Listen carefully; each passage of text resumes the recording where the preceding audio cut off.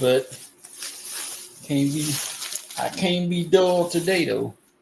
Brazy. Yeah. Looks like they back for a fifth season, man. Who that? Sports Roundtable. Who? SRT Crew. Whoa. SRT.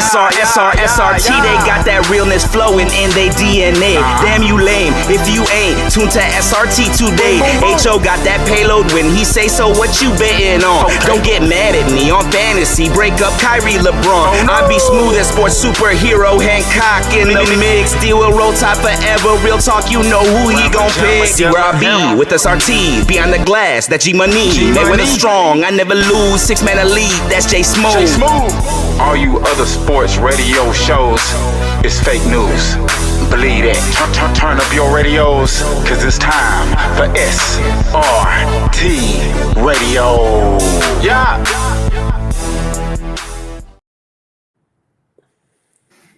What up, what up, what up? It is the Sports Roundtable, and we are live from your virtual studios, our virtual studios, overlooking the digital world. I am your humble host, H.O. from Bankhead. You already know what it is. And we got a fully loaded, no pun intended, crew tonight. It's my main man, Bob. Bowling Bob is in the building joining us, and he's going to do a Braves report, so we had to have him on because, the Braves are dear to my heart, and I just knew that we was going to go in the direction that, well, stats don't lie, so, hey, listen, I can't blame the Braves, but I do have a question about this hire, or who hired him, for that matter. And, of course, down at the bottom, you can catch it on Monday, 7 to 9 o'clock p.m. The most famous last name all around the world, Mr. Asa Brown. What's up, Ace? What's going on? What's going on, SRT, Coach, HO, Bob? I got some work for you today, baby. I got some real questions for you. I want to see what you come up with. You know, if I'm here, something's going down. That's for sure. Yeah, I had to bring Bob in. And I say, Bob, come on, let's do the whole show, Bob, because I know you want to talk some college football. With college football rankings coming out, Bob is a Seattle guy that represents the West Coast in a way, but he is a very unbiased guy when it comes to college football, very knowledgeable and things of that nature. So I had to bring him on. I said, let's talk a little football before we talk baseball. And, of course, down at the bottom left, my main guy, Saturday mornings is not the same without Coach. Coach is in the building representing Red and Red Sports Show featuring Coach. What's up, Coach? Good evening, guys. HO, I just want to say 4 words. I told you so. Yeah, you did. Coach, you did say that. You did say the man was not going to get over 100 yards. You did say that. Let me get my fun bag thing down. Well, that's right. Yeah, you had a good win this weekend, Coach. That is correct. You had a good weekend. And I said that Jonathan Taylor from past weekend. Yeah, I said Jonathan Taylor would not get over 100 yards like he's been doing to everybody else. And he gonna get over 100 yards Sunday morning. Oh, here he comes. Oh Lord! Go for $150. We ain't got to worry. That ain't gonna last. He gonna get over. He gonna get right back on track this Sunday. That's all right. Bison gonna be right with him. Well, ladies and gentlemen, what's up, everybody? What's up, Dez? I know Carletta probably is already in the chat. What's going on, everybody? Bob, Asa, Coach, and HO is about to take you all the way around the world in sports. So, man, y'all hang on tight. We got some hot news featuring the good, the bad, and the ugly. World Series back-to-back champion, the Dodgers, Freddie Freeman down there doing some break dancing in his celebration. Or I don't know what you want to call it. I don't know what he was doing. Yeah, Freddie kind of happy, and he done got himself. Freddie got 3 rings now. Ain't that something? Whew. Talking about some regret. Oh man! Don't blame Freddie. Blame the agent. And blame the Braves. They ain't do their homework. I agree. And then we got to talk about the first week of the CFB college football ranking. Ooh, somebody mad. Yeah, somebody mad. And Coach, do you want me to announce it, or do you want me to? You want to announce it? You want me to announce it? Juju Lewis has been named starting quarterback for the Colorado Buffaloes this week. Finally, Dion. Somebody has come through them senses. Remember I told you they had that transfer portal game when they was off? Mm-hmm. Juju must have showed his behind. Yep. What other reason would he get to start now? He sounds like the Falcons. The Falcons on their third kicker. Buffalo's on their third quarterback. Losing 2 games in a row, 175-14. Yeah, I guess you can't do no worse than that. Yeah. So Juju Lewis. So is that going to make the eyes on the TV from the southern area ratings go up this week when Colorado plays? Nah, they got to know what time they play. Okay. Yeah, I agree. I have to check the schedule and see what time they play, but I'm sure it'll be late, but the West Coast guy who always watches those games at 10 o'clock at night will be awake if it is late to check it out. It's like the first good move Dion's made, and I'm going on about 3 years now. So he got the. I'm the biggest Dion hater in this group. So, and he just. I'm about to say 3 years. He just proven me right every single week that program is exactly what it was before he got there and what it will always be after he's got there. So why not put in Juju? I mean, has it worked? I mean, Kaidon Salter, terrible. They bring in the backup, terrible. So you've got a guy with the hype. Showing what he can do on the high school stage, with dominating, Carrollton and up in those games. So it's a guy that I've followed, through his high school career, and because how far are you away from what Carrollton where he played? Well, I work in Carrollton. That's where the shop is, and then but I'm about 25, 30 minutes away from there, and it just, I mean, and thing about him too is he's such a good kid too. He, a lot of people haven't heard, but with the NIL money that he took from high school, he used that to fund homes for low income housing in Carrollton. So he's just got a really, really good head on his shoulders. And he's, I've met him. He's a very respectful kid. So, I'm really just excited for him, and again, now's the time, they've got nothing really going for them this year. So why not try him out and see, if he can hang on the stage. And, because he's obviously going to be the quarterback of the future in Colorado. So might as well start with him now. That's why you got him to transfer over to you, was so you could see what he was made of on the stage. So, yeah, let him have at it. All right, Coach, you going to be able to stay up and watch him play if they play late?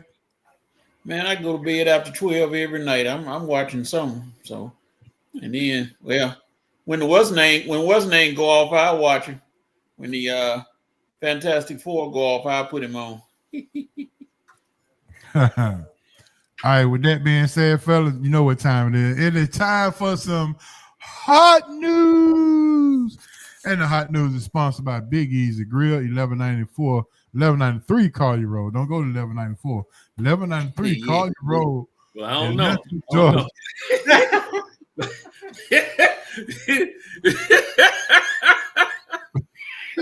You might get a surprise at Saturday.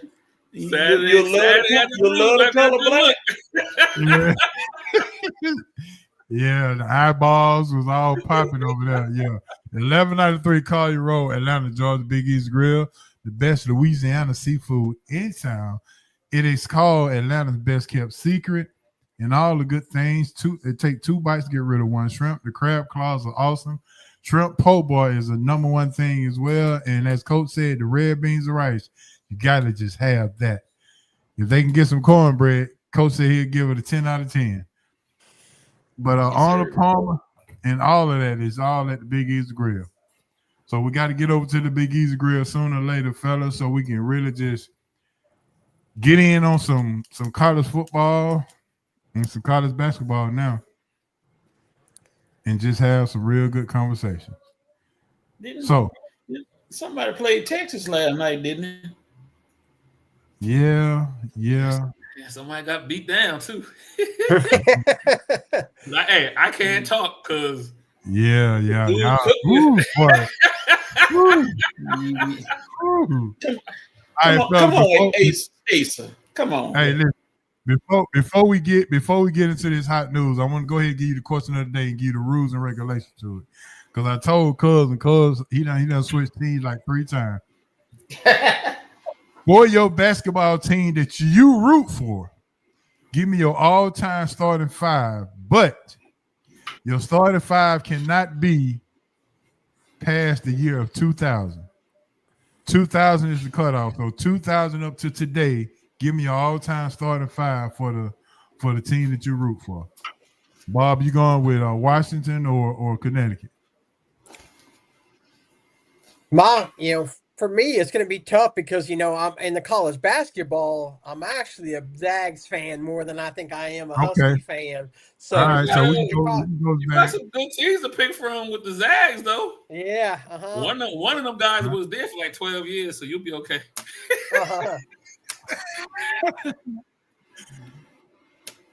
So, Coach, no Michael Jordan, no Sam Perkins, and no James Worthy for you, buddy. God, no. No Phil Ford, no God, no. Just that's all right. No Jimmy Black. Man, that's all right. I know who to get. Well, everybody you would name now, all is in the D League or overseas somewhere. So, that's a whole nother article that came out last week. So I can't even trip. But anyway, I just want you guys to think about that. Just think about that for a minute and make sure it's 2000 and above. So from year 2000 and up, and you're good to go. All right, Asa, go ahead and start us off with your good, bad, and ugly for this past weekend college football. Give Bob a chance to get his footing. The ugly is Auburn losing in Kentucky 10-3 and getting Hugh Freeze fired. The bad is people finally realizing that your boy in Miami isn't what he was supposed to be, Carson Beck. But I told you that game number 1 when they got by Notre Dame. And then the good, actually, you know what? I got 2 bads. Okay. Tech losing to North Carolina State. Even though I mentioned to you, playing in Raleigh at night is never easy. I don't think people understand how that is up there in North Carolina at night. And then my good, I'm gonna give props to the AP poll and to the playoff projection. It's about right. There's nobody sitting there that I'm like, oh my goodness, where you got them. So I'm gonna give a little credit to the people who do the rankings and where people are sitting at right now in the playoff rankings. Okay. And just Ohio State 1, Indiana 2, A&M 3. That's Texas A&M. Mm-hmm. Alabama 4, Georgia 5, Ole Miss 6, BYU 7, Texas Tech 8, Oregon 9, Notre Dame, we knew that, it's 10. Virginia sneaks in there at the number 11 spot. And Memphis Tigers, 8-ball MJG. Orange Mound, baby. Yeah, Orange Mound is in the building. So Those are your 12 teams right now. All right, Coach, it's on you. What you got for your recap for the college football week? The good goes to I'd say, and I don't believe I'm saying this, but I'm gonna give him one just because ain't nobody else right. I'm just feeling Arch Manning, who actually put up his best performance of the year this past weekend, and leading them to a win, Texas to a win. I can't believe I'm giving him anything because he was gonna be on my scrap heap. But I give Arch Manning the good. The bad one, Carson Emmanuel Beck for the University of Miami, who forgot he was playing for a national championship and reverted back to his old days when he was chasing skirts at Georgia and floated them balls up there and cost them the game. And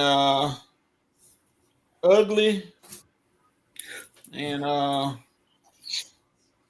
dog.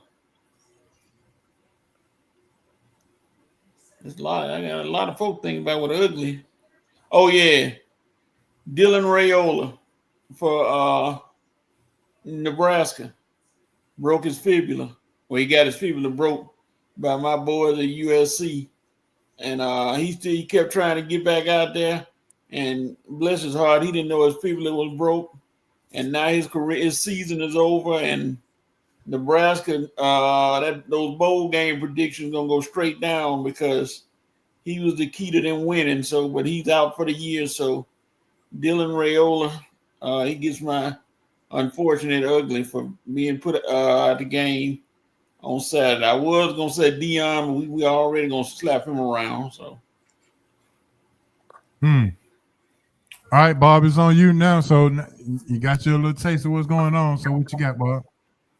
Man. So for my good, I got to steal from Coach here. I thought Arch Manning finally had that that game where the hype of the beginning of the season finally showed his colors. I thought that he was more in control of the game.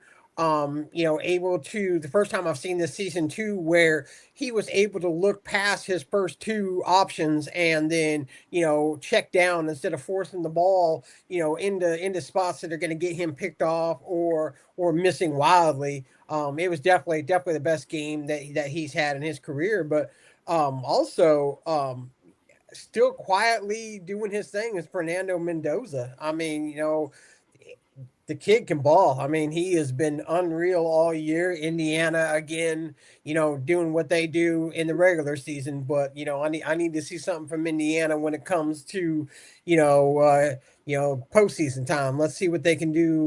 When it comes to the bowl games and the bowl season and winning that national championship. Indiana's doing it the way that I like, where they can just bring in back guys instead of going with the transfer portal. And, so you with continued success of a football team, I think that's what you need to do to have a winning program like that, especially if you're not one of the big, the big five, so really excited about them. The bad for me is Georgia Tech. I mean, sleeper. I agree with Asa. NC State wasn't a game that you could overlook. There's a lot of people that were jumped on that bandwagon real quick, but NC State has lost some close matchups, and I knew that would be a tough matchup for Tech, and it ended up being that way, and unfortunately they took the L in a tough place to play. Ugly for me though was the ACC. What a horrible conference that thing's been all year long. I mean, nobody wants it. I mean, Miami, Carson Beck just continues to be Carson Beck. He was a letdown for Georgia. He's just as bad for Miami, but he's still going to collect that $4 million a year paycheck from Miami to stay in college football. So smart move by him, because his draft stock dipped so bad from last year that it was worth it to stay and take that $4 million. Tech had a chance to run away with that conference, and their failure to do that. Clemson continuing not to be able to win games.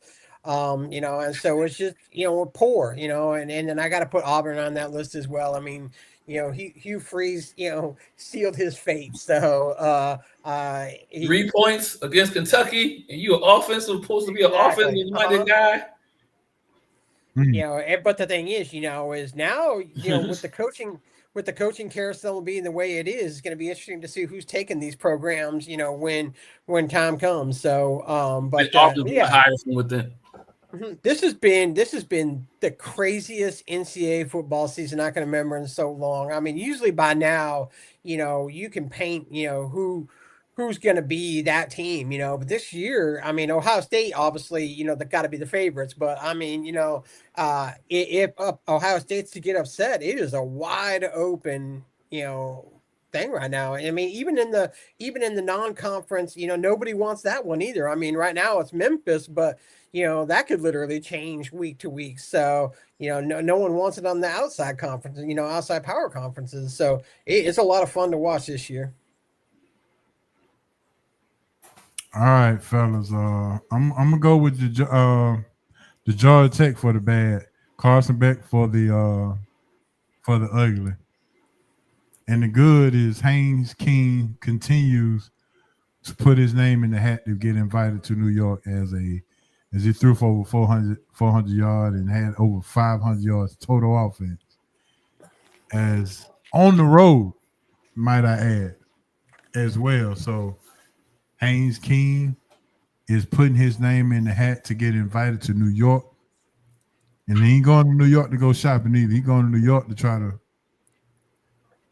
to get dressed up and get his name called. So Haynes King put his hat in the ring. I also got to give an honorable mention, man, to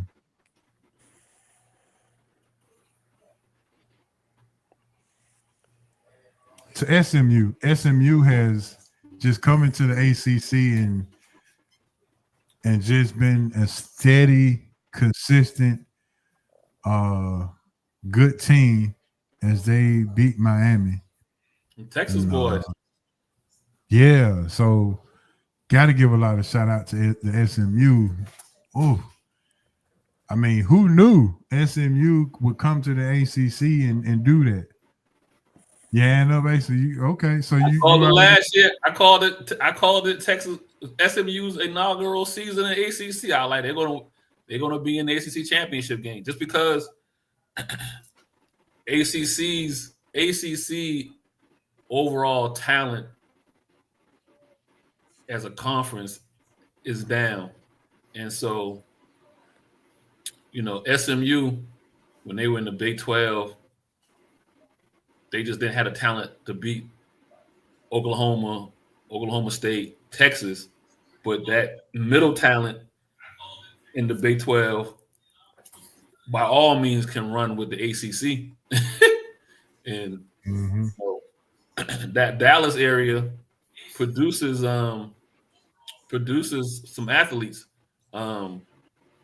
People forget it wasn't but 2 years ago TCU was in that championship game.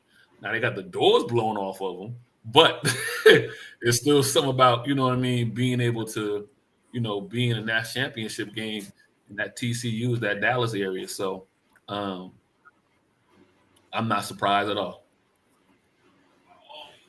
All right, Coach. Let's jump over to this college football rankings.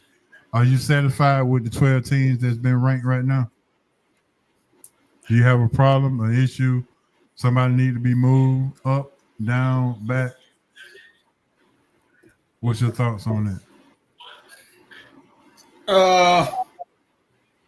I think they pretty much got it right. Somehow Notre Dame manages to stay up near the top. You know, they lost 2 games. There were 2 losses early in the year against some good teams, so-so teams, I guess. But how in the world is Texas number 11? How?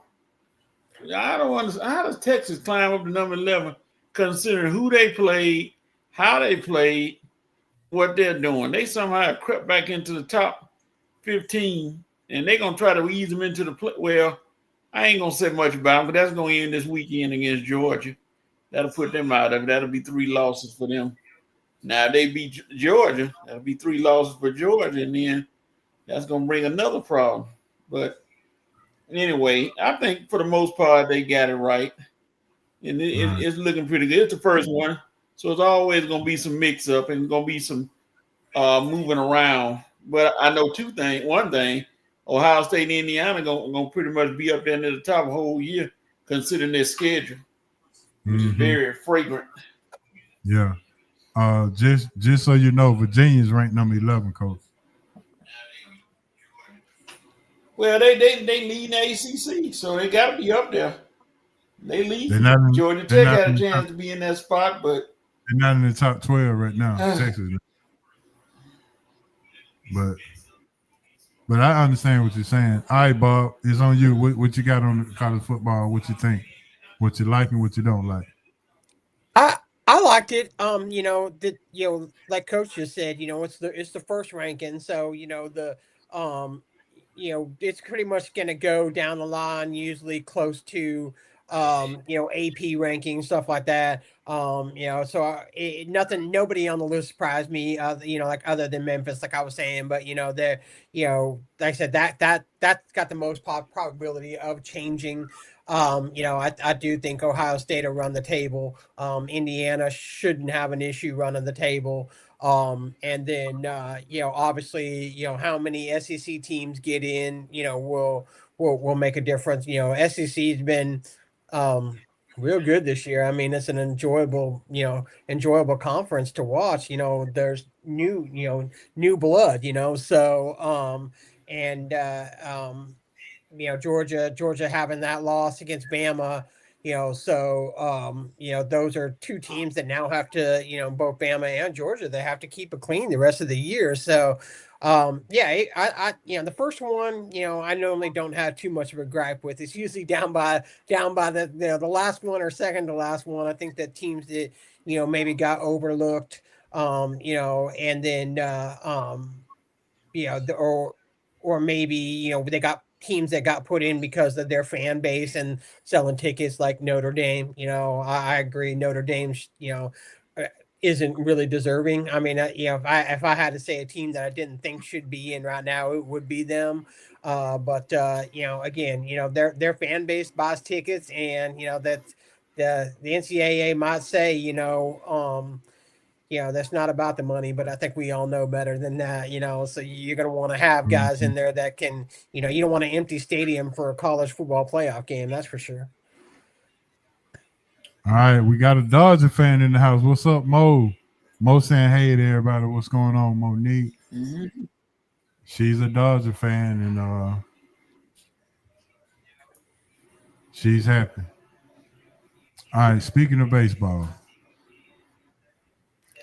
before we get into Bob's and his Braves report, let's talk about this back-to-back thing.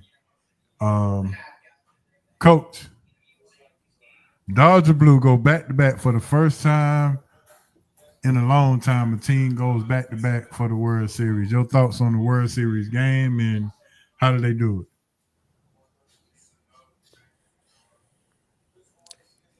Was that to me? No, I was talking to Coach. I don't know. Coach, did he freeze up? Yeah, it looked like he froze. So go ahead, Bob. Go ahead, Bob. Money buys championships, and they aren't afraid to spend in LA. So, man, kudos to them. I mean, it's hard to complain when, that they've shown that they would make every commitment to winning, and that's what they've done. We can all be jealous that it doesn't happen like that here in Atlanta, but you look at the guys that are up and down on that roster, and they're stacked. I mean, and what's funny though is they're so stacked that it wasn't your top guys that got it done in the World Series. I mean, it was, the Will Smiths, the Kiki Hernandez, Yoshinori Yamamoto, who will be a superstar. He's newer to the Dodgers roster, but he's going to be a stud. I really like him. So, but yeah, I mean, you have the veterans in, Freddie Freeman and Mookie, and they just have a really good, solid clubhouse. shout out to the Blue Jays, though. I mean, that's a team that I never would have picked at the beginning of the year to be in the series. They you look up and down that roster, and other than Vladdy, there's not really that major superstar there. They've done it based upon solid veteran pitching. Here in the playoffs, they had Trey Savage, their rookie guy, kind of carried them through there on the pitching side. So shout out to them for getting where they did. They beat a red hot Mariners roster that I didn't think they could beat. The Dodgers, if you think this is it, I got another thing coming for you because it just keeps getting better and better. I look down at their farm system.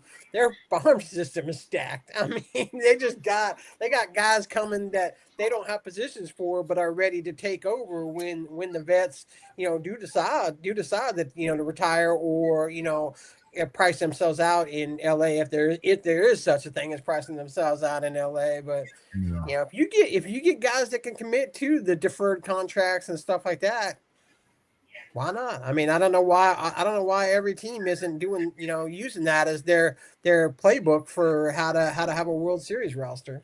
Because most teams don't want to go into the luxury tax. Hey, can I give you a hot take real quick, Bob, and for Monique, because I know she's a Dodger fan, and for the guys. I'm going to give you a hot take. It is so by the eye easy to see that Will Smith hit a home run, a game-winning home run. But I don't think that's what won the game for the Dodgers. You know who I think won the game for the Dodgers? Is Kike Hernandez in Game 6. Every year. When Kike Hernandez raised his hand when the ball got stuck when the ball got stuck underneath the fence. Because if the guy picks the ball up, the run scores and the series is over. Yep. It's but Kike Hernandez, he raised his hands and told him, do not pick that ball up. Just raise your hand and let it go. And when he did that, everybody had to go back 2 bases. Hey Joe, sometimes it's good to be lucky. Yep. It's better to be lucky than be good. So, but that was a veteran move, though. No, I'm with you. I mean, but still, that ball bounces. If that ball bounces 2 inches back instead of bouncing, hitting where it hit to lodge into the underneath the fence. If it bounces 2 inches, it hits that fence, it goes over. To your point, the game is over. I just feel like that play held up. Yeah, that was. Go ahead, Coach. That was it. How many times the ball gonna hit a good hit like that? That's gonna hit and land right stuck in the fence. Once in a million that's gonna happen once in a million years. I mean, yeah. But they had. I mean, that ball went right there and said bloop. They had 3. It was 3 things that happened to Toronto. All of it in Game 6, and for me, all of it played into Game 7. So you had that where you got a ground rule double. That run doesn't score. Then they get the screamer hit that any other time is going to fall short for a single, but it's hit just hard enough for the Dodgers to catch it, and they caught Toronto being aggressive, which they have been all series, and then the double play to end the game. That, to me, really plays into Game 7, because if they didn't have that double play in Game 6, that guy's leading off a whole lot more aggressive than what he was leading off in Game 7 on third base. You get what I'm saying? So it's like Asa. Yeah. Asa. Where you at? That wasn't aggressive. That was the dumbest play of the series. Which that one? Wasn't aggressive. That was the dumbest play of the series. Where are you going? That ball hit that sharp and that close. Where are you? You wasn't gonna make it anywhere. Where are you going? To me, they have been aggressive on the base pass the whole series. Now, whether he should have been that aggressive on that hit, but they've been playing contact contact ball the whole series. They got burnt in game 6. And then to me in game 7, he's hugging the base on third base when he should have been playing further down the line. But what just happened to him 24 hours ago had them playing less aggressive. Yeah. But great World Series, though. A great World Series. Yeah. Bob, where you rank this World Series at, Bob? It was up there. I mean, again, I always judge it on it when it's two teams I care less about and I enjoy the series. That makes it. That's how I know it was a good one. Again, the Blue Jays hadn't been there in a while, so you always want to hope that they slay the giant. But like you put it, I mean, the Dodgers did it with guys that have been in that position before. I mean, Kiki has been there for many years, and they keep bringing him back because of that. He's just right. He just knows how to do it in World Series.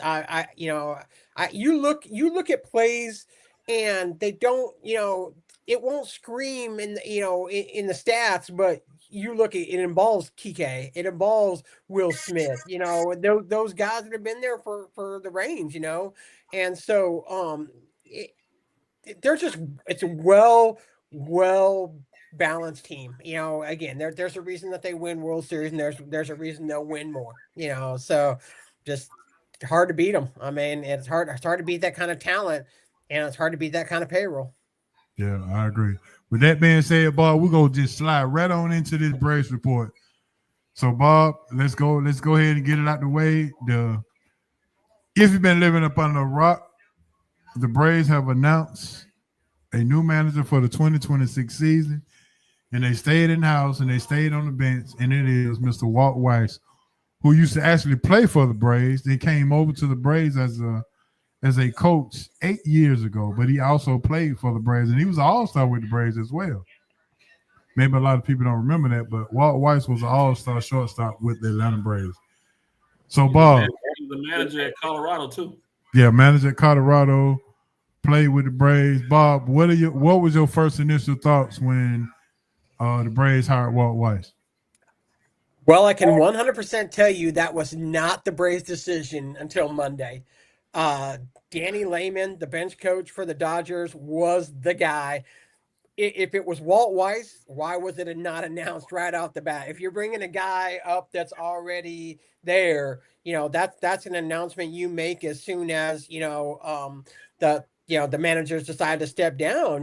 So as soon as Brian Snitker says if Walt Weiss is the guy, you immediately make that decision. Danny Lehman was the guy that they needed to wait till the Dodgers, did their World Series thing. And as something broke down there at the end, from what I've been hearing and reading and talking to people, is that because Danny Lehman is an analytical guy. He's, all about the numbers and everything like that. And so, they wanted to pair him with a more sound manager bench coach. The word was it was John Gibbons, who AA was familiar with in Toronto.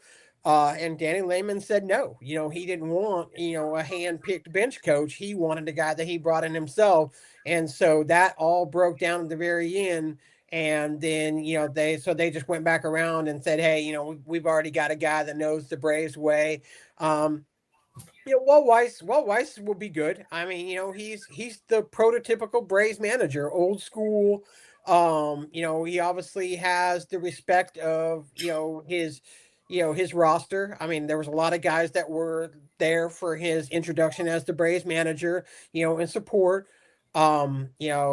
Rick Kranitz has decided not to come back with Walt Weiss. We have a new pitching coach. The New York Mets pitching coach came over to the Braves. That was announced today. We also have a new first base coach who also came over from the Mets. And so, there's a couple of new coaches. From what I understand is that, obviously there will be a new bench coach. I wouldn't be shocked if he moves Eddie Perez into that role. I think Eddie Perez will stay. It sounds like Freddie Gonzalez is going to stay at third base from everything I've heard. Yeah, you look at it this way. I mean, what people complain about it because they want something new, but it ain't like we're a losing ball club there. It's not like you look at the run that we have made in the playoffs, with the managers we've had, so maybe the old school way isn't as bad as everybody thinks it is. And the Braves have always been about continuance. That's the one thing about them is they like the structure of the way that they do things, and it's always been the next guy up. I do think they wanted to make a splash. It didn't work out, so might as well just stick with what you have in there. It might not be a flashy hire. It isn't. I mean, but like Chipper said on the radio on 680 The Fan, he was like, let me read down how many titles we have in the NL East, how many playoff wins. We had we've had a recent World Series win. Why the cry for change, so because this roster is old. That's why for this change. Roster is old. You can't squeeze no more juice out this roster. Yeah, so I mean, it isn't and that's exactly what I said, Asa. It ain't the manager we need to be looking at. It's the general manager we need to be looking at. Make us the moves to get us to the level that the Dodgers say. You have McGurk, Terry McGurk saying that he wants us back in the top 5 in payroll, but we were just in the top 5 in payroll 2 years ago. And that didn't bring us a World Series win. Get us the impact players we need at the position. Quit trying to put in, guys at shortstop that wouldn't be on any other roster other than the Braves. Fill those things. Quit talking about trades you were gonna make and make trades that you are going to make. I mean, this, today it was AA saying that, hey, we were in on Garrett Crochet last year. You know what? Garrett Crochet don't play for the Braves, so you obviously weren't in it good enough. You didn't offer, that trade to them for him to not go to the Boston Red Sox. I mean, the White Sox were an easy team to pry players from, and he don't play for us. He plays for the Boston Red Sox. So you obviously didn't offer enough. So quit holding on to things, and don't be afraid to make a splash move, but you got to be killing it on free agency. That's where we're losing. I mean, we're just not making any free agent splashes whatsoever. To put everything in context you just said, Bob, 30 years of doing it the Braves way. 14 pennants, 2 World Series, 21 playoff appearances. I'm not saying it's the greatest ever, but it sure ain't bad. We're the victims of our success. We're so successful that they're local, that they want more here in Atlanta. They want it all. You can't have. You got to have it all. Bob, I got a good example of what the Braves are at this point. It's not apples for apples, but it's gonna be in the neighborhood. But I know Coach gonna pull his switch knife out on me though. The Braves are the Pittsburgh Steelers of the Major League Baseball. And so what I mean by it is, yes, you can be happy with winning, right? But at some point, that winning hits a ceiling. And so those the 2 years when we had 108 wins and didn't make it to the NLCS or the World Series, but had the best record in all of baseball. And the very next year, got hot, got the wild card, and made the World Series and won it. Right. So for the reason why I don't like, I guess I'm old school, right? But I understand why we have the extended playoffs, so you get more teams in, it's more random. I understand that. But so the one thing that randomness killed the Braves, also the very next year helped the Braves. But when you have this randomness, you can't sometimes staying the course does you no good.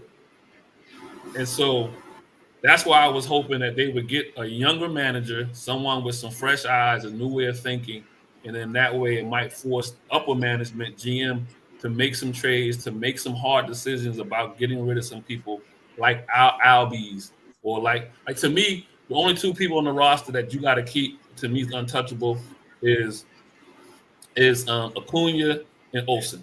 I think everybody else can get it but that was, to me, that was 2 years ago. You should have been doing that. Now you're not gonna get nothing back for those guys because they all about 30 years old. That's more gray in my gray in baseball years when your roster, 90% of your roster is 30 years plus. That's just, your roster is old. So now even the value you might have had 2 years ago in getting rid of some guys and Albies or some guys when they were really had some value and building up your AA, AAA, your farm system. Your farm system. That option is over now. Oh, you know what I mean? It's gone. So we're going to be sitting here this time next year, 1 or 2 major injuries away from being 10 games under 500 at the end of the year, or right about 500, maybe make the playoffs, and everybody is happy because we are the 7th seed and, can get the wild card, and let's see what happens. And then now you wind up doing that mediocre for the next 3 or 4 seasons, where I feel like at some point you got to rip the Band-Aid off and kind of start over. And you know what I mean? Because the fan base is not going anywhere. Uh-huh. You get complacent real quick in MLB and you'll get lapped, not only in your division, but by other teams in your league. I mean, two things, that to mention. One is, we talk about the farm system. I think coming into this year, I think the Braves will have the 5th worst farm system in baseball going into this year. And that takes time to build it up, but you've got to look into, we're not hitting as good on draft picks as we were during the height of, the John Coppolella era, so we're not hitting quite as well. And then the other thing too is, you talk about the complacency of making the playoffs. You got an ownership group that runs probably one of the most successful baseball towns in the Battery. That's what I call it, a baseball town, and so you get into the playoffs every single year, whether you win or lose. That's more revenue for a business that owns, a small little town there at the Battery. And that's all that they care about. They don't care. Liberty Media cares nothing about the Atlanta Braves. They care about the Battery, and that's what makes them their money. There's been a lot of rumors that we could possibly be looking at a sale here soon. And that wouldn't shock me at all. Liberty Media, again, like I've constantly said, we are nothing to Liberty Media. I mean, they've got a lot better things in that portfolio that are way better than us. I mean, Formula One, the Braves are like, cents to Formula One. So, they've just got a lot of good stuff. So, you could see a sale, but yeah, would I have been happy with a younger, analytical type manager? Yeah. I mean, who would have been? I agree with the complacency again, but then they put the numbers in front of you like Chipper does, and it makes you think, it's like, okay, but I'm not going to bag on Coach the Steelers, but I feel the same way. That's the one, my mom being a major Steelers fan, I tell her all the time, I'm like, it's great that you get to the playoffs every year, but when does 9-8 or, in a first round exit become, it ain't okay no more. And that's what I started hating when the Braves decided to go to the full rebuild the first time here. When they finally got rid of, the Upton brothers and all that stuff, when they committed to that rebuild, I was so happy because we were becoming okay with being okay, and I hated that. I want to be a World Series winner. All right. With that being said, we're gonna come back to some questions for you, Bob. But we got to get Smitty in and out of here because I know he got to go. So, ladies and gentlemen, I'm bringing them in. Yes, sir. You already know what it is. When it's time to answer questions about the Atlanta Falcons, our Dirty Birds, we bring in my main man, Antoine Smitty. Smith is in the building. Yes, sir. Smitty, I got a full house tonight, man. We were just sitting here talking about the Braves hire of Walt Weiss. And before we even get to some football, what are your thoughts on the hire of Walt Weiss? You're on mute, Smith. You're on mute, Smitty.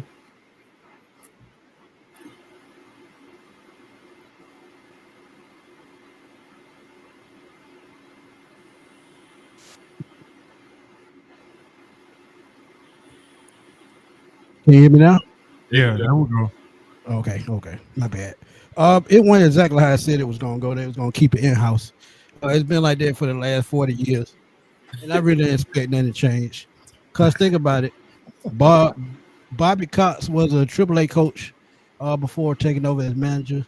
And then his successor, Freddie Gonzalez. Who was his? Was it Freddie Gonzalez? Yeah, Freddie Gonzalez. Freddie Gonzalez, then Bob, and then Snicker, and now Walt Weiss. And Walt Weiss played for the Braves, and he was also manager of the Colorado Rockies. But it's just like all Atlanta sports. They're gonna stay comfortable and stay close to home. Let's keep it real. Yeah. All right. So the Falcons go down again to the Patriots. Now it's easy to point to a missed extra point, but we know as football eyes, Smitty, there was much more than just a missed extra point because we're down 21-7 at half, and we still got the ball back, but there was still some miscommunication, some clap gate, and all this other kind of stuff that people have been talking about. So give me your assessment on what actually happened when you saw the game. It's just inconsistent play calling on offense, and the defense is actually paying for it because when you look at time possession in the last 3 games, we've got beaten them time possession in the last 3 games, all 3 games. And once you start doing that, and I've told y'all this before, if the defense got to stay on the field longer than the offense, that's a problem because the offense is going to have to put up points to keep up. So they didn't do that. And me and you talked during the game, and we saw the miscommunication. And I mean, after 9 games, you still ain't got that in order. That's a problem. So look, go back, find a way to. No, they put it like this. I'm gonna put it like this. Michael Penix and Zach Robinson, they need to be stuck together like glue until they get it together. And it's not all on Zach Robinson. It's part Michael Penix's problem too, because he's still doing things that he should be. Farther past, and he's been a year and a half in the league. One time I talked about it on my post-game show the other day. When you look at him stepping into throws, he's still having problems with that. He's trying to rely solely on his arm strength. Stepping in throws so you can be more accurate with your passes. You look at, going through progression, he's still struggling with that. He's still struggling with ball placement. He's still struggling with audibles. He still really can't do that yet. So they need to get back in the film room and get on the same page. If they don't, it's going to be a long season, man. And look, I think this Sunday it's either win or go home. And I've been telling you that for 2 weeks.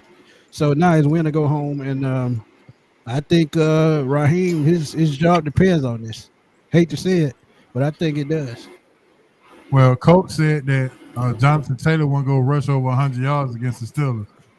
And he was right, but this week he may get over 150. I can see it because look, what the Steelers do well is blitz. They can blitz the pass or they can run blitz. And what they do well is also use their personnel to their strengths.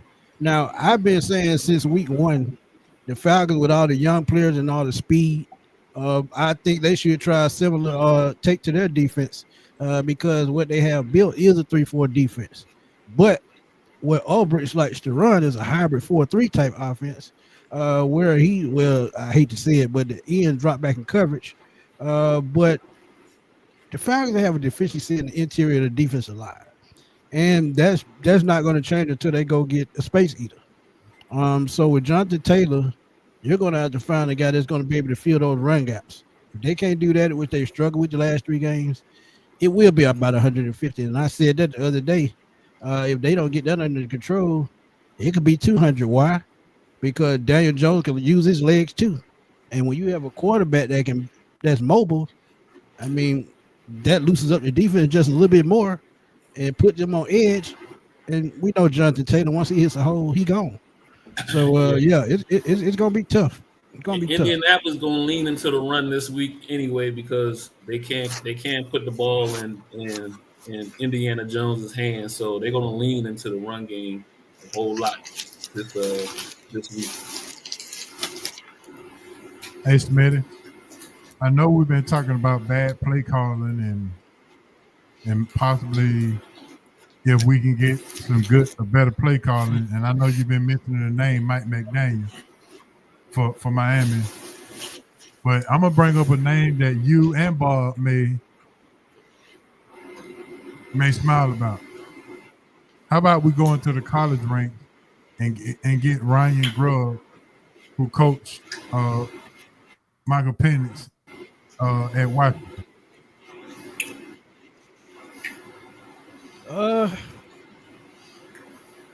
I can see that working. But the only question I would have is, can he help develop Michael Penix? It's one thing to coach a player in college, but help develop a player is something totally different. And I had a name the other day on the show after the game, and actually me and a couple of the other guys, we was on the same page when we talked about it. We talked about Mike McDaniel, true enough. But what about go out and get a guy like a Joe Brady or a Ken Dorsey, who helped with Josh Allen, who had the same type of, throwing motion, same type of arm strength, same type of speed. And I feel like he could help Michael Penix. They could help Michael Penix grow. Why? Because Josh Allen's mechanics the first 3 years put him on the verge of being a bust. But they went back to the drawing board, seeing what his strengths are. And as they went on in that 4th year, he started turning around. He ended up being the MVP last year because of those guys. So one of those guys, if the head coaching spot becomes available, I feel like Joe Brady would be a good fill-in, and he could bring along Ken Dorsey, and both of these guys can help Michael Penix. Okay. Sound good enough. Bob, did I pick your interest when I mentioned Ryan Grubb? Well, the thing you got to remember though is when Michael Penix had his success with Washington, he had 3 of the best wide receivers in all of college football with him. So Michael Penix has to learn the pro game. I mean, again, he got exposed in that national championship game of when he's rushed. He doesn't get through all his progressions, and you see that a little bit in the NFL too, where some of his passes are just like, Mike, what are you doing, man? There was, you had a guy wide open, but if he sees somebody in his peripheral, he struggles, a little bit more, and so it just he'll get it. He's just naturally talented, The other thing too is, he throws them balls so fast. He just had such freak athletes as receivers for Washington. He don't have that waiting for him in Atlanta. He's got, really one solid wide receiver, and then, a bunch of guys that wouldn't be starting wide receivers on another team, so yeah, I don't think Ryan Grubb is the answer. I mean, I agree with Smitty. You got to bring in somebody that can NFL coach him up and get him game ready, and they just don't have that in Atlanta. And I know I had one question for Smitty. Really, being a Falcons fan, you see the success of coaches that the Falcons brought in and interviewed, and the success that they're having with other teams right now. Does that bother you? As hey, Bob, that they went and chose Raheem? Bob. H.O. would tell you, man, and me and H.O. had this talk 2-3 years ago. When you have Kyle Shanahan, Matt LaFleur, Mike McDaniel, all on your coaching staff at one time, and you let all 3 of them walk out the door and they end up going to other teams being head coaches, that says something about the front office. And to go through all those, and then with Raheem just this past hiring, you let Mike Vrabel, Jim Harbaugh, and Bill Belichick for that reason, get out the door because it Mike McDaniel, and you let all them guys get out the door just because you did not want to be uncomfortable. And I've been saying this for God knows how long. For the Falcons to turn things around, go get a coach that's going to make you uncomfortable, that's going to make the front office sweat. Terry Fontenot has put together a hell of a team this time around. This is probably the best roster I've seen the Falcons with since 2012. This is better than the Super Bowl roster in 2016. So when you go out and put together a roster with all this talent, and you're right, they don't have those speed guys. But guess what? They still got talent. Darnell Mooney almost had 1,000 yards last year. Kyle Pitts should be the number 2 target at 6'6", 250, running 4.4. He should be an outside target. They've got to learn how to get these weapons to football and just stop game planning for Bijan. It seems like they're in the film room, just like we said on the show. They just like Tecmo Bowl, and they just got 4 plays that they run, and that's it. So they've got to get back to the drawing board on how to stretch the field. If they don't want to do that, Bijan is not going to be successful. They're wasting Kyle Pitts' talent, and they're going to waste money paying Drake London if they don't know how to open up the offense. Yeah. Because all these guys will do a payday soon, and if they're not on the same page right now, what's the point of keeping them around? You're not going to use. My gripe about Raheem has always been, if you didn't think he was good enough when he was the interim coach, why do you think he's good enough to be the head coach now? Oh, you sound like you've been watching my shows, I see. Cause boy, you recited everything I said. Asa will tell you I said that. I'm frustrated for the Falcons fans. I mean, I watch every single Falcons game just as much as I watch the Seahawks. My wife is a diehard Falcons fan, and I understand 2 years in a row I picked them to be in the Super Bowl in the NFC because they should be a Super Bowl team. I don't understand it. And speaking of the Seahawks, I have Falcon fans when I'm out and about, man. They really like Michael Penix not their guy. Michael Penix not their guy. Didn't people say the same thing about Sam Darnold when they just drafted him? What did he have to do? He had to find a coach that could unlock his talent and give him that confidence to be an NFL quarterback. And they did it in Minnesota. This what fits you best, Sam Darnold. What do he do there? He go out, get paid, go to Seattle. He hadn't skipped a beat. So once they learn. Go ahead.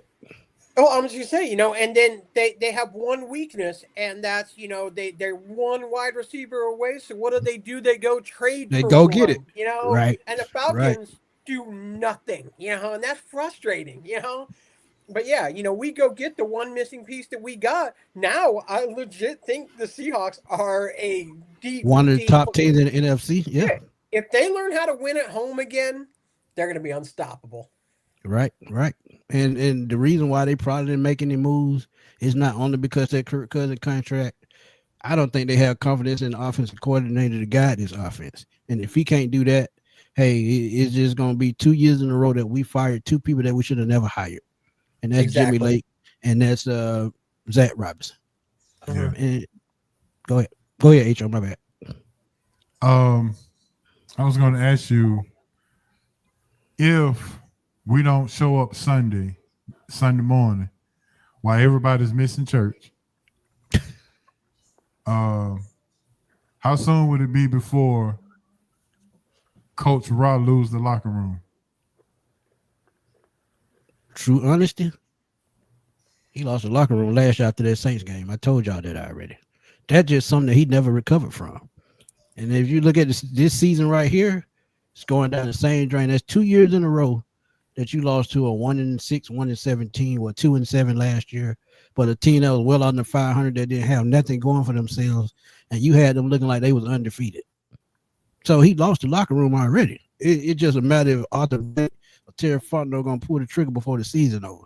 And honestly, it really don't matter if they lose this game. I think they're out of the playoff race anyway, because I think the floor for losses is 5 with the way the NFC is looking right now. You had the NFC East with 2 to 3 teams. You had the NFC North with 3 teams. The NFC South with Tampa Bay, possibly Carolina, because they're 5-4. And you look at the AFC West. Every team in the AFC West, even the Arizona Cardinals, can still come back. So I mean, they lose Sunday, it's just over with. And like I said, with him losing the locker room, that just look at the game, Miami game. If you look at the end of that game, the players on the sideline were looking so dejected. I had never seen anything like that in my life, man. As long as I've been a Falcon fan, 36 years, never seen nothing like that. So, yeah. So the locker room already lost. Yeah, it's already over with. Good teams find ways to win. Bad teams find ways to lose. Exactly, and they've been doing that the last 3 weeks, and they ain't even had to find a way to lose. They just didn't show up. Mm-hmm. I think I text you this, Smitty. If find a way to lose was a Super Bowl, yep, we're 3-peat. Right. But hey, it happens. Yeah. But again, until you learn to get uncomfortable, these things is gonna keep happening. This is why I wanted a Mike McDonald, because I know his background in Baltimore.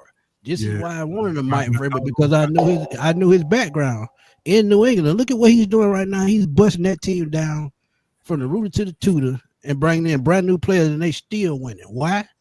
Because he has structure, he has a placement, he has things in place how he wants it, and he ain't got to worry about going out and getting superstars. They get people that fit the system that they run. This is why they've been so successful, and it is never gonna change. Yeah. But you had a chance to get that kind of structure, but you passed on it. Hey, so you got any more questions? My only thing was I was surprised they didn't make a move. I think I had asked you a couple of weeks ago if this was Pitts' year. This is his final year on the rookie contract. Yep, it is. So I would have probably moved him or tried to move him, because if I'm Pitts, I'm asking to be moved when the season's over. Because he ain't got to ask. He'll be a free agent. It don't even matter. Well, then he just he could get franchise tag, but I wouldn't do that. I would have gotten something for him, because if you let him walk, you get nothing for him for the 8th pick of the draft, and 3 years later, 4 years later, he's just walking out the door. Because I'm not re-signing if I'm him, because he hasn't made any money, or he can't make any money because they haven't used him. He don't have any numbers to demand any money. Yeah, and another person I would have traded, and I know he leads the team in tackles, but Jesse Bates probably would have brought you the best deal out of anybody. So, and I know he only has 1 year left on his deal, and I know he's one of the top defensive players on the team. But what you need, on defense, and you need that wide receiver that can stretch the field, you got to go out and make that deal. Look at what Dallas did. We know Dallas defense is awful. So what do? They go get another cornerstone defense to play alongside Kenny Clark and build around those guys on the front seven, because they don't even really have linebackers in Dallas. But since they got Overshown at defensive end, somebody that can get out to the quarterback, those two defensive tackles are going to help those guys build that defense from the ground up. And that's what you got to do. You got to have a start point somewhere. And Michael Penix don't have that deep threat. If he had that deep threat, hey, he might change. But again, with Zach Robinson and Raheem Morris, the way they're coaching right now, they don't even have confidence in themselves. So maybe that's why they said, man, we ain't going to even make a deal, because guess what? We're going to be in the same spot anyway. So, I mean, maybe they be working on, they may be working on something behind the scenes. We don't know. But, yeah, I agree. They definitely should have made a move. Pitts, Bates, one of those guys, they definitely would have, to me, they definitely will trade back. What about Abercrombie? Yeah, but I think they did have a deal that they were going after, but, they didn't get the deal they wanted. Because I'm sure he asked for a trade. Coach, you got any question for Smitty? Look here, Antoine Ezekiel Smith. Look here. Question. I don't know if it's been answered yet, but what is the problem with the Falcons getting Bajan at least 20 carries a game? The situation dictates it, or what? You're right. Situational play callers. I've been talking about that for 2 or 3 years. One thing about them that I did like this game is they finally threw the ball in the end zone. They did exactly what I said they should have been doing anyway.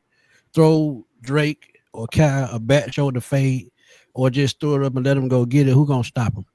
One of them is 6'4", the other one is 6'6". The average linebacker is 5'11" and 6'1", and they still 3 to 4 inches taller than the tallest guy. So that's what you gotta do, man. You got to challenge the other team, and it seems like they don't have confidence in Penix to do that yet. But how is he going to evolve if you don't open up the playbook all the way? I mean, you run the same plays, you're predictable. He's getting stormed every game, 8 to 9 times a game. It's just not going to work. So what you got to do, you got to open up the playbook, stretch the field, and get Bijan going again. And there's no way out in Flower Branch that they're the people in Flower Branch can't be turned. They can't turn the blind eye to what the people are saying here in Atlanta. Or do you think they just ignoring everything and just keeping it in house? Oh no, they hear everything. They hear everything. I mean, from what they be saying, I can tell they watch me on a daily basis because what come out their mouth is something I done said on the show before on one of my videos. One thing about them, what they've got to do, man, they've got to go out and find a coach that's, strong-willed and strong-minded, not a player's coach. That's the same type coach we've had the last 3 times. Now, one guy that the last coach that we had that wasn't a player's coach was probably Mike Smith. Outside of Mike Smith, it's the same old thing over and over. The one guy that we did have that was strong-minded, but they let him go a year or two too early was Dan Reeves. Yeah. But outside of Dan Reeves and Mike Smith, everybody else has been, they've been players, coaches, and we got to get outside that mindset. This is why I wanted a Mike Vrabel, somebody that's mentally tough, to break this team in half, do what they need to do, and build it back up. Raheem can't do that. He can't do it. But one thing that I do like about Terry Fontenot, he might get to the short end of the stick.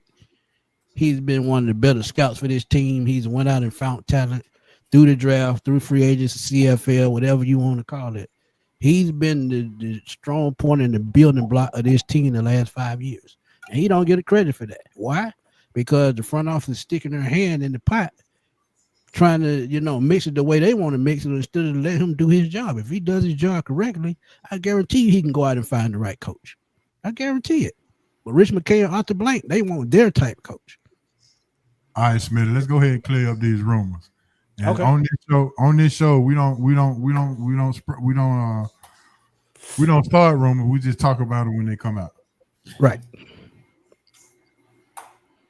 Is Rich McKay involved still in the football operation? Is he still in Arthur Blank's ear saying this and saying that about what he thinks should happen or should not happen? Or is he solely just dealing with the soccer team, which ain't doing nothing, by the way, and concentrating on the cup coming here next year? Don't Bankhead go all the way to Buckhead? Of course, of course, he still got his hand in what's going on. He the CEO, and he sit there and told the story, man, and said, "I haven't had my hand on football in years."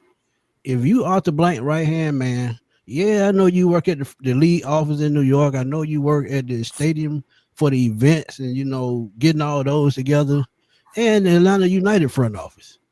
But he's the CEO. Whatever something's going on with the Falcons, he's going to know about it. He's going to give his input on it.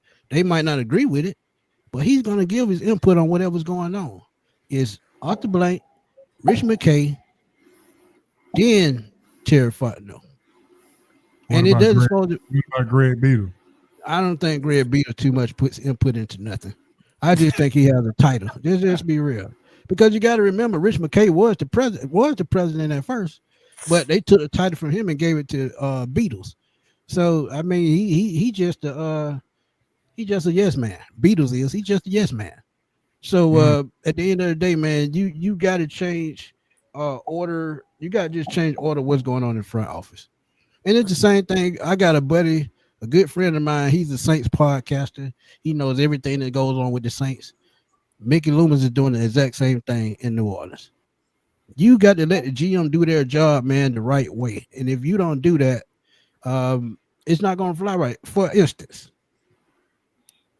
I always think the Eagles owner, Jeffrey Lowry, we thought he was one of the worst owners in the NFL. But the last, I would say, 10 years, he just said, I'm going to take a back seat and let the front office do their job.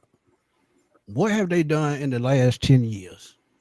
4 Super Bowls, 2 Super Bowl titles.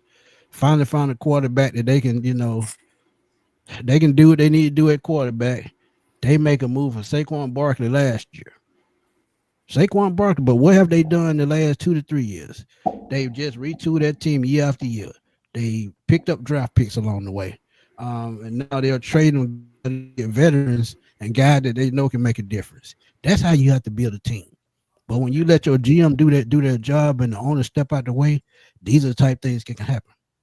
They fired Doug Peterson. I thought it was a bad move at first, but with Nick Sirianni, he's even struggled. But when you have coaches around you that can pick you up, when you having a down time, that's how you win a championship team. And I said that with the Falcons. Raheem Morris put no veteran coaches around him. He put all young guys around him. That's a no-no when you got a lot of young guys on your roster. How can somebody young coach somebody young and develop somebody young? That doesn't make, because the head coach is supposed to be developing them.